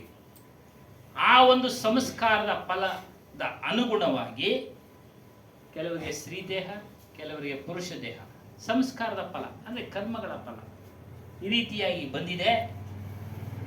ಪುರುಷ ದೇಹ, ಸ್ತ್ರೀ ದೇಹ ಎಲ್ಲವೂ ದುಃಖಮಯನೇ, ಏನು ಎಕ್ಸಂಪ್ಷನ್ ಇಲ್ಲ. ಅವ್ರಿಗೂ ದುಃಖನೇ, ಇವ್ರಿಗೂ ದುಃಖನೇ. ಹಾಗಾಗಿ ಭಾವವನ್ನು ನಾವು ಚೆನ್ನಾಗಿ ಇಟ್ಕೊಳ್ಬೇಕು, ಅದರ ಮೂಲ ಸರಿ ಮಾಡ್ಕೊಳ್ಬೇಕು. ಅದೇ ಭಾವ, ಅದನ್ನು ಸರಿ ಮಾಡ್ಕೊಳ್ಳೋಕ್ಕೆ ನಾವು ಸಾಧುಗಳ ಸಂಘ ಮಾಡಬೇಕು, ಸತ್ಸಂಗ ಮಾಡಬೇಕು. ಅವರು ತಿಳಿಸತಕ್ಕಂಥ ಜ್ಞಾನದ ಆಧಾರದ ಮೇಲೆ ನಾವು ಕೆಲಸ ಕಾರ್ಯಗಳನ್ನು ಮಾಡಬೇಕು. ಕುಂಬಾರನ ವಿಚಾರ ಕೊಟ್ಟರು, ಅವನು ಪಾತ್ರೆ ಪಡೆಗಳು ಮಾಡ್ಬೇಕಾದ್ರೆ ಹೊಡಿತಾನೆ, ಒಳಗಡೆ ಹೊರಗಡೆ ಒಳಗಡೆ ಹೊರಗಡೆ ಹೊಡಿತಾನೆ. ಅದೇ ರೀತಿಯಾಗಿ ನಾವು ಜೀವನದಲ್ಲಿ ಕಷ್ಟ ಬಂದಾಗ ಮುಗ್ಗರಿಸ್ತೀವಿ, ಎದ್ದೊಳ್ತೀವಿ, ಬೀಳ್ತೀವಿ, ಎದ್ದೊಳ್ತೀವಿ. ಈ ರೀತಿಯಾಗಿ ದ್ವಂದ್ವದ ರೀತಿಯಲ್ಲಿ ಯೋಚನೆ ಮಾಡಿ ಏನೇನೋ ಮಾಡಿ ಮುಗ್ಗರಿಸ್ತಾ ಇರ್ತೀವಿ. ಇವೆಲ್ಲ ಕಾರಣ ಏನು ಅಂತಂದ್ರೆ ನಮ್ಮ ನಮ್ಮ ಸ್ವಾರ್ಥ, ನಮ್ಮ ನಮ್ಮ ಬಯಕೆ, ಇವುಗಳ ಈಡೇರೋದಕ್ಕೆ ಏನೇನೋ ಮಾಡ್ತಾ ಇರ್ತೀವಿ, ಮುಗ್ಗರಿಸ್ತಾ ಇರ್ತೀವಿ, ಎದ್ದೊಳ್ತಾ ಇರ್ತೀವಿ. ಈ ಭಾವದ ವಿಚಾರ ಬಂದಾಗ ನಮ್ಮ ದೃಷ್ಟಿನೂ ಅಷ್ಟೇ, ದೃಷ್ಟಿನೂ ಚೆನ್ನಾಗಿರ್ಬೇಕು. ದೃಷ್ಟಿಯಿಂದ ಭಾವ ಉತ್ಪತ್ತಿ ಆಗ್ಬಿಡುತ್ತೆ, ಭಾವದಿಂದ ದೃಷ್ಟಿ ಉತ್ಪತ್ತಿ ಆಗ್ಬಿಡುತ್ತೆ. ಈ ರೀತಿಯಾಗಿ ಒಂದಕ್ಕೊಂದು ಕನೆಕ್ಷನ್, ಚೈನ್ ಇದ್ದಂಗೆ. ಒಂದು ಪ್ರಾಣಿ ಉದಾಹರಣೆ ಕೊಟ್ಟರು, ಓತಿಕೇತ ಅಂತೀವಿ ನಾವು, ಬಣ್ಣ ಬದಲಾಯಿಸ್ತಾ ಇರುತ್ತೆ. ಉಸಿರುವಳ್ಳಿ ಅದನ್ನು ಓತಿಕೇತನೂ ಬದಲಾಯಿಸುತ್ತೆ ಅಂತ ಹೇಳ್ತಾರೆ, ಉಸಿರುವಳ್ಳಿ ಆಯ್ತು. ಅದರಂತೆ ಮನುಷ್ಯ ಪರಿಸ್ಥಿತಿಗೆ ಅನುಗುಣವಾಗಿ ಬದಲಾವಣೆ ಆಗ್ತಾನೆ. ತನ್ನ ಸ್ವಾರ್ಥಕ್ಕೋಸ್ಕರ, ತನ್ನ ಬಯಕೆಗಳು ಈಡೋದಕ್ಕೋಸ್ಕರ ಸಮಯ ಬಂದಂಗೆಲ್ಲ ಬದಲಾವಣೆ ಆಗ್ತಾ ಇರ್ತಾನೆ. ಯಾವುದೇ ವಿಚಾರದಲ್ಲಿ ತಗೋ, ಊಟ ವಿಚಾರದಲ್ಲಿ, ಮತ್ತೆ ನಾವು ಎಲ್ಲ ಜೀವನದ ವಿಚಾರದ ಎಲ್ಲ ವಿಚಾರದಲ್ಲೂ ಸಹ ಬದಲಾವಣೆ ಆಗ್ತಾ ಇರ್ತಾನೆ. ಮತ್ತು ಸುಳ್ಳನ್ನ ಪಾಲನೆ ಮಾಡ್ತಾ ಇರ್ತಾನೆ, ವಿಚಾರ ಮಾಡೋದಿಲ್ಲ, ವಿವೇಕ ಮಾಡೋದಿಲ್ಲ. ಸುಳ್ಳನ್ನು ಪಾಲನೆ ಮಾಡಿ ಕಷ್ಟಕ್ಕೆ ಸಿಕ್ಕಾಕೊಳ್ತಾ ಇರ್ತಾರೆ. ವಿವೇಕದಿಂದ ನಾವು ವಿಚಾರ ಮಾಡಿದ್ರೆ ನಾವು ಸಿಕ್ಕಾಕೊಳ್ಳೋದಿಲ್ಲ. ಜ್ಞಾನದಿಂದ ವಿಚಾರ ಮಾಡಿ ಸಮಸ್ಯೆಗಳನ್ನು ಬಗೆಹರಿಸಬಹುದು, ಬಂದಂತಹ ಕಷ್ಟಗಳನ್ನು. ಆ ಕಷ್ಟ ನಿವಾರಣೆಗಾಗಿ ಬೇರೆ ಏನೋ ಮಾಡ್ತಾನೆ, ಮತ್ತೆ ಇನ್ನೊಂದೇನೋ ಅನಾಹುತ ಆಗುತ್ತೆ. ಹೇಳ್ತಾರಲ್ಲ, ಒಂದು ಸುಳ್ಳು ಹೇಳೋಕೆ 100 ಸುಳ್ಳು ಹೇಳ್ತಾನೆ ಅಂತ. ಆ ರೀತಿಯಾಗಿ ಇದಕ್ಕೊಂದು ಉದಾಹರಣೆ ಕೊಟ್ಟರು. ಒಬ್ಬ ರಾಜ, ಹಾಗೆ ಮಂತ್ರಿ ಅನ್ನೋದು ಕೆಲಸ ಖಾಲಿ ಇತ್ತು, ಅದನ್ನು ಕೊಡಬೇಕು ಯಾರಿಗೆ? ಒಂದು ಡಂಗೂರ ಓಡಿಸ್ತಾ, ಹಿಂಗೆ ಕೆಲಸ ಖಾಲಿ ಇದೆ, ನೀವು ಬಂದು ಒಂದು ಸಂದರ್ಶನಕ್ಕೆ ಹಾಜರಾಗಬೇಕು, ಹಾಜರಾಗ್ಬೋದು, ಯಾರು ಇಷ್ಟ ಇದ್ದಾರೋ ಅವರು ಬಂದು. ಒಂದು 1000 ಜನ 1000 ಜನದಲ್ಲಿ ಇಂಟರ್ವ್ಯೂ ಮಾಡ್ದ, ಏನೇನೋ ಮಾಡ್ದ, 3 ಜನ ಪಾಸ್ ಆದ್ರು. ಇರೋದು ಒಂದೇ ಕೆಲಸ, 3 ಜನಕ್ಕೆ ಹೇಗೆ ಕೊಡೋದು? ಅವ್ರು 3 ಜನ ಮೊದಲು ಕರೆದ, ಮೊದಲನೇವನ್ನ ಕರೆದ್ಬಿಟ್ಟು ಕೇಳ್ತಾನೆ, ಒಂದು ಪ್ರಶ್ನೆ ಕೇಳ್ತಾನೆ, ನನ್ನ ದಾಡಿಗೂ ನಿನ್ನ ದಾಡಿಗೂ ಬೆಂಕಿ ಬಿದ್ದರೆ ಮೊದಲು ಯಾವ ದಾಡಿನ ನೀನು ಆರಿಸ್ತೀಯ? ಅವನು ಅನ್ಕೊಂಡ, ಓ ರಾಜನ ದಾಡಿ ಆರಿಸ್ಬಿಟ್ರೆ ನನ್ನ ಕೆಲಸ ಸಿಗುತ್ತೆ ಅಂತೇಳಿ ನಿಮ್ಮ ದಾಡಿನ ಆರಿಸ್ಬಿಡ್ತೀನಿ, ಬೆಂಕಿ ಬಿದ್ದರೆ ನಿಮ್ಮದು ದಾಡಿನ ಆರಿಸೋಕ್ಕೆ ಮಾಡ್ತೀನಿ ಅಂತ. ಆವಾಗ ಸಮಾಜದ ನಿರ್ಣಯ ಹೇಳ್ತಾರೆ. ಸಮಾಜದ ನಿರ್ಣಯ ಏನು ಅಂದರೆ, ಮನುಷ್ಯ ಒಪ್ಕೊಂಡಿರೋದು, ಮನೆಗೆ ಬೆಂಕಿ ಇದ್ರೆ 3 ಜನ ಮಲಗಿರ್ತಾರೆ, ಗಂಡ ಹೆಂಡತಿ ಮಗ. ಫಸ್ಟ್ ಇವನು ಎಚ್ಚರಿಕೆ ಆಗ್ಬಿಟ್ರೆ ಫಸ್ಟ್ ಇವನು ಆಚೆಗೆ ಹೋಗ್ತಾನೆ, ಆಚೆಗೆ ಹೋಗಿ ಕೂತ್ಕೊಳ್ತಾನೆ, ಬೆಂಕಿ ಬೆಂಕಿ ನಾವು ಕಾಪಾಡಿ ಅಂತ. ಈ ರೀತಿ ನಿರ್ಣಯ ಇದೆ. ನೀನು ನಿನ್ನ ದಾಡಿನ ಬಚಾವ್ ಮಾಡ್ಕೊಳಕ್ ಹೋಗ್ದೆ, ನನ್ನ ದಾಡಿನ ನೀನು ಹೇಳ್ತೀಯಾ, ನೀನು ಸುಳ್ಳು ಹೇಳ್ತಾ ಇದ್ಯಾ, ನೀನು ಲಾಯಕ್ಕಿಲ್ಲ ಅಂತ ವಾಪಸ್ ಎರಡನೇ ವ್ಯಕ್ತಿನ ಕಳಿಸ್ತಾನೆ. ಇವನು ಕ್ವಶನ್ ಅವನು ಕೇಳಿರ್ತಾನೆ, ಸೇಮ್ ಕ್ವಶನ್. ಅವನು ಅನ್ಕೊಂತಾನೆ ರಾಜನ ದಾಡಿ ಉಳಿಸ್ತೀನಿ ಅಂತ ಹೇಳಿದ್ರೆ ಕೆಲಸ ತೆಗೆದಾಕ್ಸ್ಬಿಡ್ತೀನಿ ಅಂತೇಳಿ ಅವನು ಕಾಪಿ ಚೆಕ್ ಮಾಡ್ತಾನೆ, ನಕಲು. ಅವನು ಸುಳ್ಳು ಹೇಳ್ದ, ಇವನು ನಕಲು. ನನ್ನ ದಾಡಿನ ನಾನು ಬದಲಾಯಿಸ್ಕೊಳ್ತೀನಿ ಅಂತ. ಆವಾಗ ಅದನ್ನು ಹೇಳ್ತಾನೆ, ನೀನು ಸುಳ್ಳು, ಅವನು ನಕಲು ಮಾಡಿಬಿಟ್ಟಿದ್ಯಾ, ನೀನು ಸೇವೆಗೆ ಯೋಗ್ಯನಲ್ಲ. 3ನೇ ವ್ಯಕ್ತಿ ಕರೀತಾನೆ, ಅವನು ಬುದ್ಧಿವಂತ, ಸೇಮ್ ಕ್ವಶನ್ ಆಗ್ತಾನೆ. ಅವನು ಹೇಳ್ತಾನೆ, ಭಗವಂತ ನನಗೆ 2 ಕೈ ಕೊಟ್ಟಿದ್ದಾನೆ, ಒಂದು ಕೈಯಿಂದ ನಿಮ್ಮ ದಾಡಿಯಲ್ಲಿ ಆಗಿರತಕ್ಕಂಥ ಬೆಂಕಿನ ಆರಿಸ್ತೀನಿ, ಒಂದು ಕೈಯಿಂದ ನನ್ನ ದಾಡಿ ಬಿದ್ದಿರತಕ್ಕಂಥ ಬೆಂಕಿನ ಆರಿಸ್ತೀನಿ ಅಂತ. ಆಗ ನೀನು ಲಾಯಕ್ಕು ಅಂತ ಹೇಳ್ತಾರೆ. ಅದೇ ರೀತಿಯಾಗಿ ಇಲ್ಲಿ ಏನು ಹೇಳ್ತಾರೆ, ಯಾರು ಜೀವನದಲ್ಲಿ ಸುಳ್ಳುಗಳನ್ನ ಪಾಲನೆ ಮಾಡ್ತಾ ಇದ್ದಾರೋ, ನಕಲಿ ಅಂದ್ರೆ ಯಾರೋ ಮಾಡಿದ್ದನ್ನ ನಕಲಿ ಮಾಡ್ಕೊಳ್ಳೋದು, ನಕಲು ಮಾಡೋದು, ಕಾಪಿ ಚೈಟ್ ಅಲ್ಲೇನಮ್ಮ? ವಿದ್ಯಾರ್ಥಿ ಕಾಪಿ ಚೈಟ್ ಸಿಕ್ಕಾಕೊಂಡ್ಬಿಟ್ರೆ ಕಷ್ಟ. ಈ ರೀತಿ ಜೀವನ ನಡ್ಕೊಂಡು ಬರ್ತಾ ಇದೆ. ಒಬ್ಬರು ನೋಡಿ ಒಬ್ಬರು ಮಾಡ್ತಾ ಇದ್ದಾರೆ, ಒಬ್ಬರು ವಿಚಾರ ಮಾಡ್ತಾ ಇಲ್ಲ. ಯಾಕೆ ಇದು ವಿಚಾರ ಹೇಳ್ತಾ ಇದ್ರು ಅಂದ್ರೆ, ನಾವು ಇದೇ ರೀತಿ ಹಲವಾರು ಜನ್ಮಗಳಿಂದ ನಕಲು ಮಾಡ್ಕೊಂಡ್ ಬಂದ್ಬಿಡ್ತಿದ್ದೀವಿ. ಏನೋ ಹಿರಿಯರು ಮಾಡಿದ್ರು ಮಾಡ್ತಾ ಇದ್ವಿ, ಹಿರಿಯರು ಮಾಡಿದ್ರು ಮಾಡ್ತಾ ಇದ್ವಿ, ವಿಚಾರ ಇಲ್ಲ, ವಿವೇಕ ಇಲ್ಲ. ಸರಿ, ಹಾಗೆ ಬೇಡ. तो इस प्रकार से सदगुरु श्री कबीर साहब जी कहते, अटपट कुम्हरा करे कुम्हरैया। जो हमारा अटपट कुम्हार रूपी मन है वो हमेशा उटपटांग काम करता है, गलत काम करता है, और ऐसे गलत काम कर करके अपना जीवन को हम दुखालय बनाते हैं, परेशानी में डालते हैं। इसलिए संत गुरुजन कहते हैं कि कभी जीवन में अपने व्यवहार में झूठ और नकल का कभी सहारा मत लो। झूठ से, धोखे से, चालबाजी से आप संसार में आगे बढ़ सकते हो, संसार में ऊपर उठ सकते हो, लेकिन जीवन में तुम्हें कभी भी सुख और शांति नहीं मिल सकती है। सुख और शांति तो हमें जीवन में सच्चाई में ही मिलेगी। इसलिए कबीर साहब जी कहते हैं, और मेरा अनुभव है कि जीवन में कभी भी दिन में ऐसे काम मत करना जो तुम्हें अंधेरे में, रात्रि में आपको सुख की नींद ना आए। ऐसे दिन में कभी काम मत करना, और रात में अंधेरे में ऐसा काम मत करना कि कल दूसरा दिन सवेरे होने के बाद में आप संसार के सामने शर्म से आपको मुंह छुपाना पड़े। ऐसे अंधेरे में कभी काम मत करो। बात को ठीक से समझना। दिन में ऐसे काम मत करो जो रात में आप ठीक से सो ना पाओ, नींद ना ले पाओ।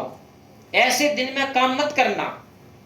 और अंधेरे में, रात्रि में ऐसे काम मत करना जो प्रकाश में आपको शर्म से आपको चेहरा छुपाना पड़े। ऐसा काम मत करना। और फिर एक बात बोलिए, सबको समझना चाहिए। दिन में ऐसे काम मत करो प्रकाश में जो रात के अंधेरे में आप ठीक से बिस्तर पे सो ना पाओ। रात्रि अंधेरे में ऐसे काम मत करो जो प्रकाश में तुम्हें दूसरे के सामने शर्म से अपना चेहरा को छुपाना पड़े। ऐसे काम मत करो। अब बात होगी क्लियर? क्लियर आयता? नमगे आगिल्ल सर, याराना हेळिबिಡಿ। तो कबीर साहब जी वही कह रहे हैं कि हमारे जीवन में हम 24 घंटा क्या कर रहे हैं? अटपट काम कर रहे हैं, दिन में ऐसे काम कर रहे हैं कि हम रात में ठीक से सो नहीं पा रहे हैं, और रात में इतने उठपटांग काम कर रहे हैं कि सवेरे उठने के बाद में हम अपने वालों के सामने सर में से अपने चेहरे को छुपाना पड़ रहा है। अपनी बात को हम स्पष्ट नहीं कह पा रहे हैं, स्पष्ट बता नहीं पा रहे हैं, स्पष्ट बोल नहीं पा रहे हैं। तो क्यों?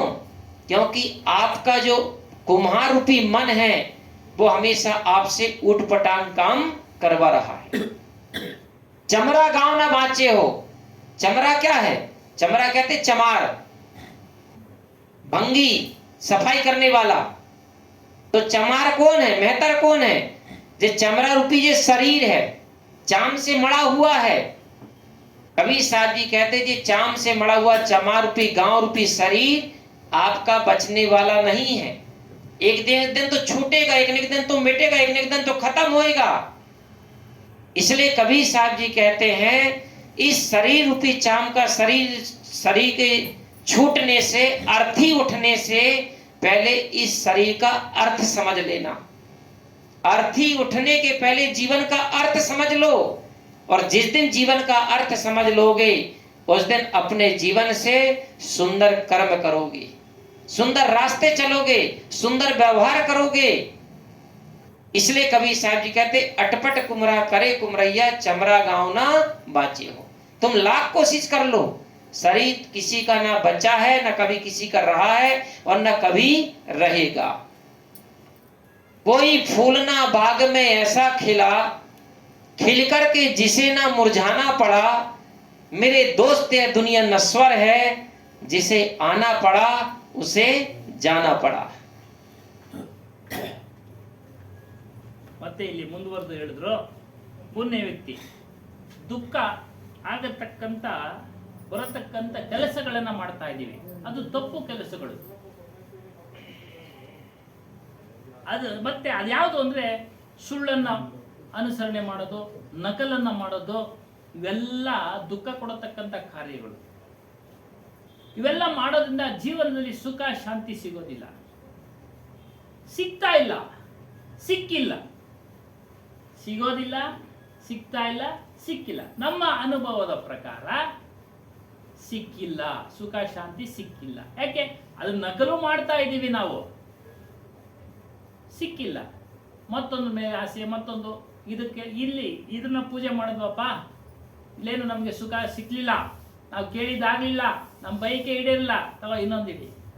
ಯಾವ್ಯಾವುದು ಹಿಂಗೆ ಬದಲಾವಣೆ ಮಾಡ್ಕೊಂಡು ಹೋಗ್ತಾ ಇದ್ದೀವಿ. ಬದಲಾವಣೆ ಮಾಡ್ಕೊಂಡೋದೈ ಅದರಿಂದ ಸುಖ ಸಿಗೋದಿಲ್ಲ. ನಮ್ಮ ಕರ್ಮಕ್ಕೆ ಅನುಗುಣವಾಗಿ ಸುಖ ಶಾಂತಿ. ಆದರೆ ವರ್ತಮಾನದಲ್ಲಿ ನಾವು ಪಡಿಬೋದು ಸುಖ ಶಾಂತಿನ. ಸತ್ಯವನ್ನ ಪಾಲನೆ ಮಾಡಿದ್ರೆ ಸುಖ ಶಾಂತಿ ಸಿಗುತ್ತೆ, ಸುಖ ಶಾಂತಿ ಸಿಗುತ್ತೆ. ಕಬೀರ್ ಸಾಹೇಬರು ಅವರ ಅನುಭವದ ಮೂಲಕ ಹೇಳಿದ್ರು, ಅವರ ಅನುಭವದ ಮೂಲಕ ಹೇಳಿದ್ರು ಏನು? ದಿನದಲ್ಲಿ ಜಾಗ್ರತೆಯಿಂದ ಕೆಲಸ ಮಾಡೋ, ರಾತ್ರಿ ಚೆನ್ನಾಗಿ ನಿದ್ದೆ ಬರುತ್ತೆ. ಜಾಗ್ರತೆ ಹಗಲಿನಲ್ಲಿ ಪ್ರಕಾಶವಾಗಿದ್ರು ಕೂಡ, ಕಣ್ಣಿಗೆ ಕಾಣ್ತಾ ಇದ್ರು ಕೂಡ ನೀನು ಮಾಡೋ ಕೆಲಸದಲ್ಲಿ ಎಚ್ಚರ ಇರಲಿ, ನೀನು ಮಾಡೋ ಕೆಲಸದಲ್ಲಿ ಎಚ್ಚರ ಇರಲಿ. ಮುಂದೆ ಏನಾಗುತ್ತೆ, ಯಾರಿಗೆ ತೊಂದರೆ ಆಗುತ್ತೆ ಇತ್ಯಾದಿ, ಆಗ ಪರಿಣಾಮ ಎಲ್ಲ ಯೋಚನೆ ಮಾಡ್ಬೇಕಪ್ಪ. ಆಗ ನೀನು ನಿಶ್ಚಿಂತೆಯಿಂದ ನಿದ್ದೆ ಮಾಡ್ಬೋದು, ನಿಶ್ಚಿಂತೆಯಿಂದ ನಿದ್ದೆ ಮಾಡ್ಬೋದು. ಮನುಷ್ಯ ಏನ್ ಮಾಡ್ತಾನೆ, 24 ಗಂಟೆ ದ್ವಂದ್ವದಲ್ಲಿ ಬಿದ್ದು ಕೆಲಸ ಕಾರ್ಯಗಳನ್ನ ಮಾಡಿ ಮುಗ್ಗುರಿಸ್ತಾ ಇದ್ದಾನೆ. ಕುಂಬಾರನ ಉದಾಹರಣೆ ಕೊಟ್ಟರು, ಅವನು ಯಾವ ರೀತಿ ಲಟಪಟ ಲಪಟ ಅಂತ ಅಲ್ಲಿ ಒಂದು ಆಕಾರ ಬರಬೇಕಾದ್ರೆ ಹೊಡಿತಾನೆ ಇರ್ತಾನೆ. ಅದೇ ರೀತಿ ಮನುಷ್ಯನ ಮನಸ್ಸು ಲಟಪಟ ಲಟಪಟ ಅಂತ ಇರುತ್ತೆ. ಒಂದು ಕೆಲಸ ಮಾಡ್ಬೇಕಾದ್ರೆ ಮಾಡ್ಬೇಕೋ ಬೇಡವೋ, ಮಾಡ್ಬೇಕೋ ಬೇಡವೋ, ತಿಳುವಳಿಕೆ ಇಲ್ಲದೆ ಇರೋದ್ರ ಕಾರಣ ಇದಾಗತ್ತೆ. ತಿಳುವಳಿಕೆ ಬರಬೇಕು ಅಂದ್ರೆ ನೀವು ಜ್ಞಾನನ ಪಡಿಬೇಕು. ಮತ್ತು ಈ ಶರೀರ ಚಮ್ಮಾರ ರೂಪಗಳು, ಶರೀರ ಚರ್ಮ, ಇದು ಚರ್ಮದ ಕೆಲಸ ಮಾಡೋದು. ಈ ಶರೀರ ದುಃಖ ಒಂದಲ್ಲ ಒಂದು ದಿನ ಎಲ್ಲರ ಶರೀರ ಹೊರಟೋಗುತ್ತೆ. ಬಂಧು ಬಳಗ ಪರಿವಾರ ಅಣ್ಣ ತಮ್ಮ ಯಾರೂ ಶಾಶ್ವತವಲ್ಲ. ಜೀವನದ ಅರ್ಥ ತಿಳ್ಕೊಳ್ಳಿ, ಈ ಶರೀರದಿಂದ ಬಿಡುಗಡೆ ಆಗದ ತಿಳ್ಕೊಳ್ಳಿ. ಏನು ಅಂದ್ರೆ ಸುಂದರವಾದ ಕರ್ಮ ಅಂದ್ರೆ, ಸುಂದರವಾದ ಅಂದ್ರೆ ಒಳ್ಳೆ ಕೆಲಸ ಕಾರ್ಯಗಳನ್ನು ಮಾಡಬೇಕು. ಒಳ್ಳೆ ಕೆಲಸ ಕಾರ್ಯಗಳನ್ನು ಮಾಡಿದಾಗ ನಮಗೆ ಸುಖ ಶಾಂತಿ ಸಿಗುತ್ತೆ. ಏನಾದರೂ ಬಿಟ್ಟಿದ್ರೆ ಯಾರಾದರೂ ಹೇಳ್ಬೋದು. ಸಾಜಿ ಇಲ್ಲ ನಿಮ್ಮನ್ನೇ ಸ್ವಾಮಿ. स्वामी नಮಗೆ ಡೌಟ್ ಇದೆ सर, ಡೌಟ್ ಪ್ರಶ್ನೆನೇ ಬರಲಿಲ್ಲ. प्रश्न मेरे को दो प्रश्न मेरे मन में है। पहले का एक आप बोले ना महावीर जैन का, महावीर बोलता है प्राणी हिंसा नहीं करना, और इसके साथ साथ में जो मिट्टी में पैदा होता ना, फॉर एग्जांपल प्याज, वो ऑनियन, वो गार्लिक, वो नहीं खाना बोलता ना। हमें रहता हमारा फार्मर, हमारा खेती वाला, आप हमें खेती में वो फसल पैदा हो रहा है ऑनियन का, गार्लिक का, आप तो नहीं खाना बोले तो लोग का मेरा जीवन कैसा हो? और इसके साथ मैं भी गाय, वो बकरी सभी चल रहा है, उसका पालन पोषण करना है, मेरा जीवन का, मेरा कुटुंब का निर्वहन कर रहा है। आप तो बोलता प्राणी हिंसा नहीं करना बोले तो मेरा जीवन इतना, दुनिया में बहुत लोग ऐसा है, कैसा उसका संभाल करने का? आप तो बोलता बैठ के आराम से नहीं करना, वो नहीं मारना नहीं, ऐसा नहीं, ऐसा करना बोलने तो हम लोग कैसा जीवन करने का? आप सब जैसा मन रहने तो हमें मैं थोड़ा बात करके पैसा कमाता था, मेरे को ऐसा आइडिया नहीं ना, इससे वैसे हम लोग कैसा करना का? अभी दुनिया में कम से कम 18% इसमें जीवन चल रहा है, वो 18 कम से कम 20% उसमें मुर्गी काटना, उसका बेचना, उसका बजा ऐसा चल रहा है। उतना लोग आप तो प्राण हिंसा नहीं करने तो हम लोग क्या करना, हमें अनएम्प्लॉयमेंट होना क्या है? एक तो वो राम और वो इसका जवाब देते हैं। पहली बात तो ये समझना चाहिए कि लहसुन और प्याज में जो जीव हिंसा मानी गई है, यही है ना? और बकरी बेचता है ना सर जी, ये सभी वो उस लोगों का वो स्टाफ करने तो उसका जीवन कैसा पैसा। तो लहसुन और प्याज जो जिसमें जैनी लोग उसमें हिंसा मानते हैं, यद्यपि कबीर साहब की दृष्टि में, कबीर साहब के विवेक के आधार पर उसमें कभी हिंसा नहीं है, क्योंकि वो कंद में आता है। कंद जमीन से पैदा हो रही है, धरती में पैदा हो रही है। हिंसा किसे कहते हैं? हिंसा में कौन सी चीज आती है? जो चीज जमीन से पैदा ना हो और वृक्षों से पैदा ना हो, वनस्पति से पैदा ना हो, वो चीज आती हिंसा में। लेकिन जो चीज जमीन से पैदा हो रही है, वनस्पति से पैदा हो रही है और हमको प्राप्त हो रही है, वो चीजें हिंसा में कैसे आ सकती? वो तो जड़ चीज है, कंदमूल फल है। और पहले के ऋषि मुनि जंगल में रहते थे, तपस्या करते थे, कंदमूल फल खा करके रहते थे, तो वो हिंसा में नहीं आती है। नहीं, वो जैनी लोग मानते, जैनी लोग तो ये भी मानते कि ठंडा पानी में भी हजारों जीवाणु होते हैं, इसलिए जैनी लोग ठंडा पानी नहीं पीते हैं। वो पानी कैसा पिएंगे? गर्म करके पिएंगे। लेकिन इतना उनके पास विवेक नहीं है कि जब ठंडा पानी में हजारों जीवाणु हैं और जब हम उनको पानी से, अग्नि से गर्म करेंगे तो वो मरेंगे का जिंदा रहेंगे? वो तो मर जाएंगे। और मरने के बाद में फिर हम वो गर्म करके पानी को ठंडा करके पी रहे हैं, तो इसका मतलब वो जीवाणु का जूस पी रहे हैं। थोड़ा विवेक तो करिए। इसलिए सदगुरु श्री कबीर साहब ने, संसार में 6 दर्शन है, जोगी जंगम सेवड़ा सन्यासी दरवेश, छठमा कहिए ब्राह्मण, 6 उपदेश। ये 6 दर्शन है, 6 दर्शन है। लेकिन 6 दर्शनों में सबसे ज्यादा कबीर साहब ने क्या बोला है? 6 दर्शन में जैनी बिगुर्चा, बिगुर्चा कहते धोखा, बिगुर्चा कहते भ्रम। 6 दर्शनों में सबसे ज्यादा धोखा, सबसे ज्यादा भ्रम कहां है? जैनियों में है। ये कबीर साहब का निर्णय है। जैनियों में औरतों की मुक्ति नहीं है, औरत कभी मुक्त हो नहीं सकती है, औरत कभी अपना कल्याण कर नहीं सकती है। ये कितना बड़ा धोखा है। आदमी के शरीर से मुक्ति का कोई संबंध नहीं है। आदमी का कल्याण का, मुक्ति का संबंध है उसके कर्म वासना से, अपने कर्मों से, अपनी वासनाओं से, अपनी आसक्ति से। जिसने अपने कर्म सुधारा, जिसने अपनी वासना को त्यागा, जिसने अपनी बंधनों को काट लिया, वो मुक्त है। खाने में है, लेकिन जिस चीज को हम खाना को अभी पता ही नहीं कि कौन सी चीज में हम खाने में हिंसा मान रहे हैं, कैसे छुटकारा है। अब जिस चीज में बंधन नहीं उसको हम बंधन बना रहे हैं, उससे थोड़ी है। अब रही तुम्हारी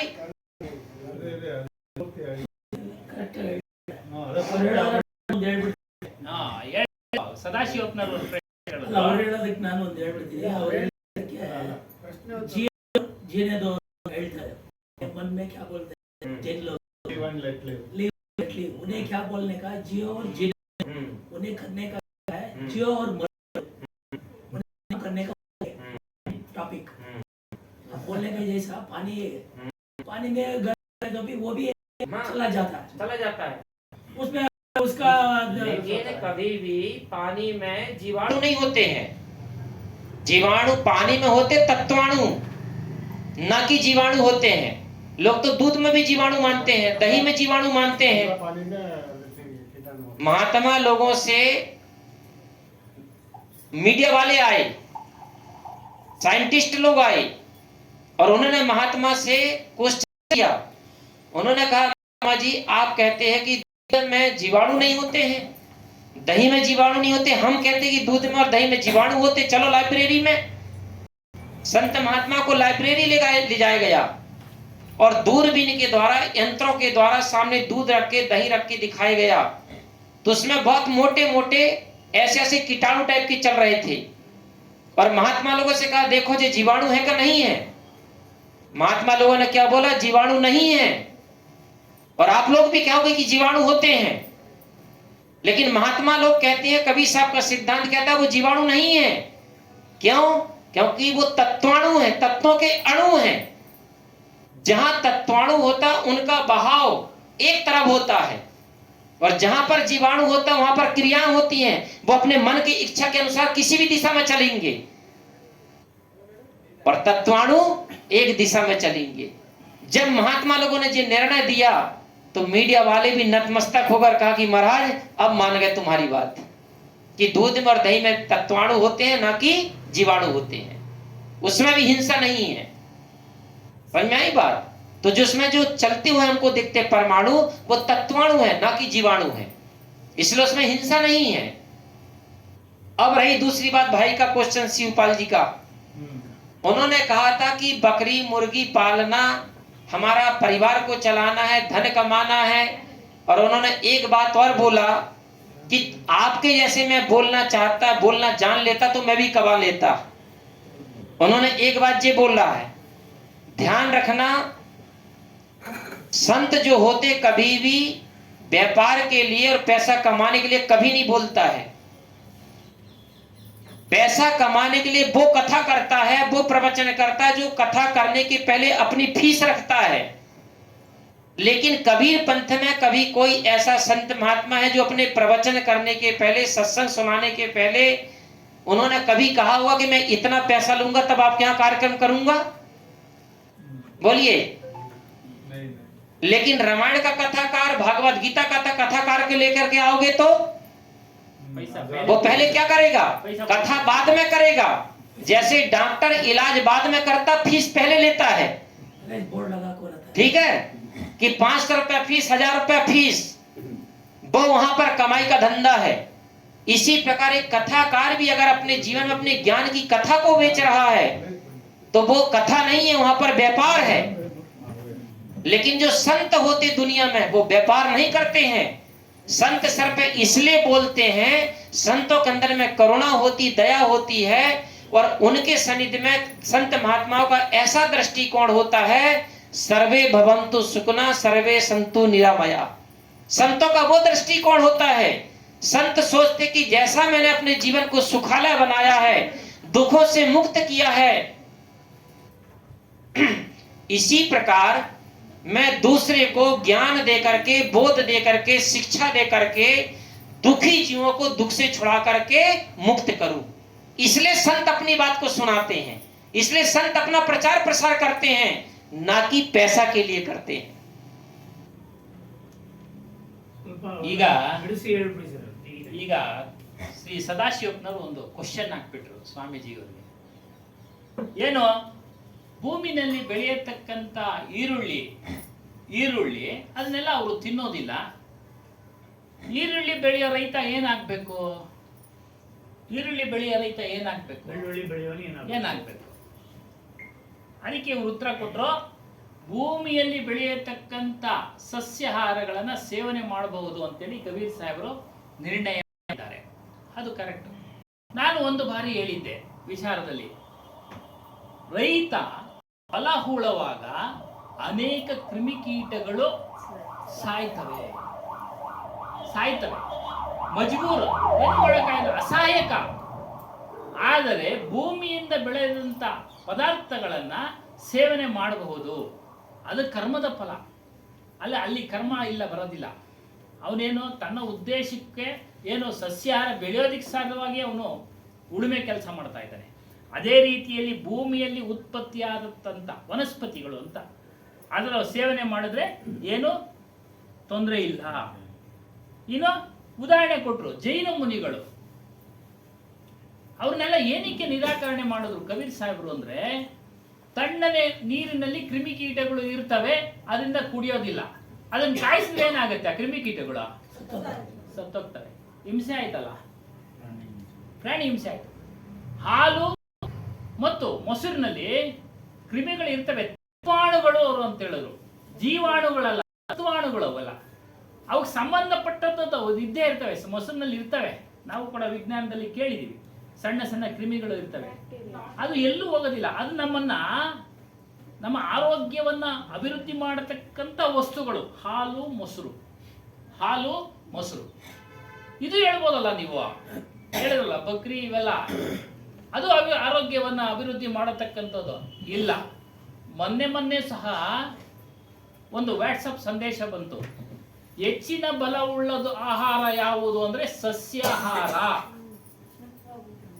ಸಸ್ಯಾಹಾರ, ತರಕಾರಿ, ಸೊಪ್ಪು, ಹಣಕಾಸಿನ ವ್ಯವಸ್ಥೆ ಇರತಕ್ಕಂಥವ್ರು ಡ್ರೈ ಫ್ರೂಟ್ಸ್, ಅವೆಲ್ಲ ವನಸ್ಪತಿಗಳು. ಅವುಗಳಲ್ಲಿ ಏನೂ ಇಲ್ಲ ದೋಷ. ಮನುಷ್ಯ ಏನ್ ಮಾಡ್ತಾನೆ, ಅದ್ರಲ್ಲಿ ಬಲ ಇದೆ ಅಂತೇಳಿ ಕೇಳಿ ಮತ್ತು ಇನ್ಯಾವುದೋ ಒಂದು ಹಿಂದಿನವ್ರು ಮಾಡ್ಕೊಂಬಂದ್ರು ಅಂತೇಳಿ ಅವುಗಳನ್ನ ಹಿಂಸೆ ಕೊಟ್ಟು ಜೀವ ಹತ್ಯೆ ಮಾಡಿ ಅದನ್ನ ಊಟ ಮಾಡ್ತಾ ಇದ್ದಾನೆ. ಅದು ಹಿಂಸೆ, ಜೀವ ಹತ್ಯೆ. ಪ್ರಾಣಿ ಇರತಕ್ಕಂಥ ಒಂದು ಪ್ರಾಣಿಯನ್ನ ಕೊಂದ್ರೆ ಅದು ಜೀವ ಹತ್ಯೆ ಆಗುತ್ತೆ. ಹಾಗಾಗಿ ಅದು ಹಿಂಸೆ. ಈ ರೀತಿಯಾಗಿ 6 ದರ್ಶನಗಳನ್ನು ಹೇಳಿದ್ರು ಜೈನ ಮುನಿ ಕಬೀರ್ ಸಾಹೇಬರು. ಜೈನ ಮುನಿ, ಬೌದ್ಧ, ಏನೇನೋ ಅದು ಸ್ಥಾವರ ಜಂಗಮ, ಅದನ್ನ ಇದೆ, ನಾನು ಓದಿದ್ದೀನಿ. ಮತ್ತೊಂದು ಸರಿ ಹೇಳೋಣ ಅದನ್ನೆಲ್ಲ ನಿರ್ಣಯ ಮಾಡಿ ಅವ್ರನ್ನೆಲ್ಲ ಬೇರೆ ಮಾಡಿದ್ರು. ಒಂದೊಂದರಲ್ಲಿ ಲೋಪ. ಬುದ್ಧ ವಿಚಾರದಲ್ಲಿ ಲೋಪ, ಜೈನ ವಿಚಾರದಲ್ಲಿ ಲೋಪ. ಮತ್ತೆ ಇನ್ನೊಂದು ಹೇಳಿದ್ರು, ಜೈನ ಮುನಿಗಳಲ್ಲಿ ಹೆಂಗಸರು ಮುಕ್ತಿಗೆ ಅರ್ಹರಲ್ಲ ಅಂತ. ಇದೆಲ್ಲ ಅದಕ್ಕೆ ಅದನ್ನೆಲ್ಲ ಕಳೆದ್ರು. ಮುಕ್ತಿ ಎಲ್ಲರೂ ಮಾಡ್ಕೊಳ್ಬಹುದು. ಯಾವ ರೀತಿ? ನಮ್ಮ ಸಂಸ್ಕಾರಗಳಿಂದ, ನಮ್ಮ ಕೆಲಸ ಕಾರ್ಯಗಳಿಂದ, ಮಾಡತಕ್ಕಂಥ ಕೆಲಸ ಕಾರ್ಯಗಳಿಂದ ನಾವು ಬಿಡುಗಡೆ ಆಗ್ಬೋದು ಅನ್ನೋದು. ಮತ್ತೆ ನಿಮ್ಮ ಪ್ರಶ್ನೆಗೆ ಹೇಳಿದ್ರು, ನಿಮ್ಮ ಪ್ರಶ್ನೆ, ಇನ್ನೊಂದು ಪ್ರಶ್ನೆ ಏನು, ನೀವು ಈ ರೀತಿ ಹೇಳ್ತಾ ಇರ್ತೀರಾ ಹಾಗೆ ಹೀಗೆ ಅಂತ. ಅದಕ್ಕೆ ಅವ್ರೇನು ಹೇಳಿದ್ರು ಗೊತ್ತಾ? ನಿಜವಾದ ಸಾಧು ಸಂತರು ವ್ಯಾಪಾರಕ್ಕೋಸ್ಕರ ಸತ್ಸಂಗ ಮಾಡೋದಿಲ್ಲ. ಈ ಕತೆ ಪುರಾಣಗಳು ಎಲ್ಲ ಮೊದಲೇ ಫೀಸು. ಗುರುರಾಜ್ ನಾಯ್ಡು ನಾವು ಕೇಳಿದ್ದೀವಿ, ಫೀಸು ಇಷ್ಟು ದುಡ್ಡಾಗತ್ತಪ್ಪ, ತಟ್ಟೆ ಕಾಸೆಲ್ಲ ನಂದೆ, ಆರ್ತಿ ಕಾಸೆಲ್ಲ ನಂದೆ, ಅದು ಮುಟ್ಟೋಂಗಿಲ್ಲ ನೀವು, ಇಷ್ಟು ಫೀಸು. ನಾವು ಕೇಳಿರೋದು, ನಾವೆಲ್ಲ ಮಾಡಿಸಿದ್ದೀವಿ. ನಮ್ಮ ದೊಡ್ಡವ್ರ ಜೊತೆ ಸೇರ್ಕೊಂಡು ನಾವು ಹೋಗಿದ್ದೀವಿ, ಕೇಳಿದ್ದೀವಿ. ಅವ್ರು ಓಪನ್ ಆಗಿ ಹೇಳ್ತಾ ಇದ್ರು ಇದನ್ನ. ಈ ರೀತಿ ಹೇಳ್ ಕಳ್ಸೋರು ನೋಡಿ. ಅದು ವ್ಯಾಪಾರ. ನಿಜವಾದ ಜ್ಞಾನ ಬೋಧೆ ಮಾಡತಕ್ಕಂಥವ್ರು ಯಾವುದೇ ಫೀಸನ್ನ ನಿರೀಕ್ಷೆ ಮಾಡೋದಿಲ್ಲ, ಹೇಳೋದು ಇಲ್ಲ. ನಮ್ಮ ನಾಗರಾಜಣ್ಣ ಅವ್ರಿಗೆ ಒಂದು ಅನುಭವ ಆಗಿದೆ. ಅವರು ಸಾವಿತ್ರಮ್ಮ ಅಂತ SR ನಗರದಲ್ಲಿದ್ರು. ಅವರು ಸುರೇಶ್ವರಾನಂದ ಭಾರತಿ ಸ್ವಾಮೀಜಿ, ಮರಾಠಿಯವರು ಸ್ವಾಮೀಜಿಯವರು, ಅವರೇ ಫಿಕ್ಸು ಸತ್ಸಂಗ ಮಾಡೋದಕ್ಕೆ ಇಷ್ಟು ಅಂತ. ಈಗಲೂ ಎಲ್ಲೋ ಬೇರೆ ಕಡೆ ಕಾಲ ಬದಲಾವಣೆ ಆಗ್ಬಿಟ್ಟಿದೆ. ಹಳೆ ಕಾಲದಾಗೆ ಕೊಟ್ರೆ ಆಗಲ್ಲ, ಪೆಟ್ರೋಲ್ ಖರ್ಚು ದುಡ್ಡು ಆಗಲ್ಲ, ನೀನ್ ಕೊಡೋದು ಅಂದ್ಬಿಟ್ಟು. ಮತ್ತೆ ಇನ್ನೊಂದು ಇಲ್ಲಿ ವಿಚಾರ ಹೇಳ್ತೀನಿ. ನಿಜವಾದ ಜ್ಞಾನವನ್ನ ಸಮಾಜಕ್ಕೆ ತಿಳಿಸತಕ್ಕಂಥ ಸಾಧು ಸಂತರು ಅವ್ರಿಗೆ ಕೊಟ್ಟಂತ ಕಾಣಿಕೆಗಳನ್ನ ಸ್ವತಃ ಎಷ್ಟು ಬೇಕೋ ಅಷ್ಟೇನೆ ಉಪಯೋಗಿಸ್ಕೊಳ್ಳೋದು. ಇದು ಕಬೀರ್ ಒಂದು ಇದರಲ್ಲಿ ಮಾರ್ಗದಲ್ಲಿ ಮಾತ್ರ ಇದು ನಡೀತಾ ಇರೋದು. ಅವ್ರೇನ್ ಮಾಡ್ತಾರೆ, ಮತ್ತೆ ಅದನ್ನ ಪರೋಪಕಾರಕ್ಕೆ ಉಪಯೋಗಿಸ್ತಾರೆ. ಒಂದು ಭಂಡಾರ ಮಾಡೋದು, ಅಲ್ಲಿ ಆಶ್ರಮದಲ್ಲಿ ಭಂಡಾರ ಅಂದ್ರೆ ಊಟೋಪಚಾರ, ಅನ್ನದಾನ ಸಂತರ್ಪಣೆ, ಅನ್ನ ಸಂತರ್ಪಣೆ ಬರ್ತಾ ಇರ್ತಾರೆ ಸಂತರು, ಅದಕ್ಕೆ ಉಪಯೋಗಿಸ್ತಾರೆ. ವಿಚಾರ ಅನ್ನ ಇದು ಬೇಕಲ್ಲ. ಸ್ವಂತಕ್ಕೆ ಯಾರು ಉಪಯೋಗಿಸ್ಕೊಳ್ಳಲ್ಲ. ನಿಜವಾದ ಸಂತರು ನಮ್ಮ ಹನುಮಾನ್ ದಾಸು ಸಹ ಅವ್ರಿಗೆ ಕೊಟ್ಟಂತ ಕಾಣಿಕೆಗಳನ್ನ ಸಂಗ್ರಹಿಸಿ ಒಂದು ಕಟ್ಟಡ ಮಾಡಿದ್ರು. ಲೋಕೋದ್ಧಾರ ಏನು ಅಂದ್ರೆ 3 ಚಪಾತಿ 2 ಚೋಟ ಅನ್ನ ಸ್ವಲ್ಪ ಪಲ್ಯ, ಈ ವರ್ಷ ಬಂಗಾರ ನೀವು ದುಡ್ಡು ಕೊಟ್ಟರೆ ಅಂತ ಏನು ತಿನ್ನಕ್ಕೇನು ಅಷ್ಟೇ ಅವ್ರು ಪೂರ ಇನ್ನ ಏನೋ ಪ್ರಶ್ನೆ ಇದ್ರೆ ಕೇಳ್ಬಿಡಿ. ಪ್ರಸಂಗ ಪೂರ ಆಯ್ತು. ಇನ್ನೊಂದು ಪ್ರಶ್ನೆ ಅಂತ ಹೇಳಿದ್ರೆ ಕೇಳ್ಬಿಡಿ. ಅವರೇ ಪ್ರಶ್ನೆ ಮಹಾಭಾರತ ರಾಮಾಯಣ ಅದು ಒಂದು ಕಟ್ಟು ಕತೆ, ಅದು ಅಷ್ಟೇ ಅನ್ಕೊಂಡಿದ್ದೀನಿ ನಾನು. रियल है क्या? रियल। जैसा बोलता है ना, रावण एक महान व्यक्ति, वो भगवान है क्या रावण? रावण विद्वान है, विद्वान है वो। और रावण की कहीं गलती नहीं है। गलती तो सबसे ज्यादा राम की है। गलती तो राम की है। और सबसे बड़ा गद्दार है विभीषण, जो भाई ही भाई का नहीं हो पाया, भाई नहीं भाई को मरवाया। मेरा प्रश्न ये है, जो रावण और वो इसका बोलते हैं ना, वो कोई रामदास, वो और एक उसका हनुमान कैसा जाएगा उधर तक? उधर गया, वो अशोक वन को गया, बाद में उधर बात किया बोलता ना, वो उतना वो सिक्योरिटी रखने थे। जहाँ न पहुँचे रवि वहाँ पहुँचे कवि। वो झूठ है। तुलसीदास जी की कवि की लेखनी चली, उन्होंने कहीं से कहीं पहुँचा दिया। वाल्मीकि रामायण में पढ़ोगे तो राम कहीं पर परमात्मा भगवान नहीं है। राम सिर पे राजकुमार है, किसी राजा के पुत्र हैं। लेकिन तुलसीदास जी ने उसी राम को क्या बना दिया, राजकुमार को क्या बना दिया? परमात्मा और जगत करता, अंतर्यामी। मैं दिन रात सोच रहे तो मैं कैसा राम गया समझ में आई? तो इसलिए कहते हैं जहाँ न पहुंचे रवि वहां पहुंचे कवि। और 100 कवि और एक अनुभवी, 100 कवि भी एक अनुभवी के आगे फेल हो जाते हैं। समझ में आई बात? और जहाँ न पहुंचे गाड़ी वहां पहुंचे मारवाड़ी। जहाँ गाड़ी भी नहीं जाती वहां पर मारवाड़ी धंधा करके आता है। फिर रामायण में तो ये एक उपन्यास है, लोगों को दिमाग डाइवर्ट करने के लिए है और कुछ नहीं है। लिखने वाले कौन है? ब्राह्मण। और ब्राह्मण लोगों ने लिखा, ब्राह्मण लोगों ने उसकी राम के नाम की दुकान चलाया, और उसी रामायण से वो अपनी दुकान चला करके दुनिया से खा रहे और अपना जीवन काट रहे हैं बस। और हम लोग सुबह शाम लगे राम राम राम राम जपने के लिए, हैं? वही चल रहा है नहीं? हरे कृष्णा हरे रामा, 2 अंडे सुबह शामा, हैं? सुबह शाम राम कृष्ण जप रहे हैं और सुबह शाम 2 अंडे भी अंदर डाल रहे हैं। ये सच है क्या ना? रामा लक्ष्मण सीता खोजने को गए, कुछ नहीं है।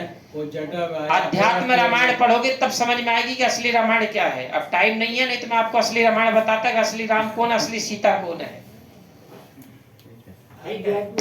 आप लोगों ने बड़ी प्रेम से सुना, सत्संग सुना, और इस प्रकार की सोच और इस प्रकार की दृष्टि कभी नहीं रखना कि संत लोग व्यापार करते हैं।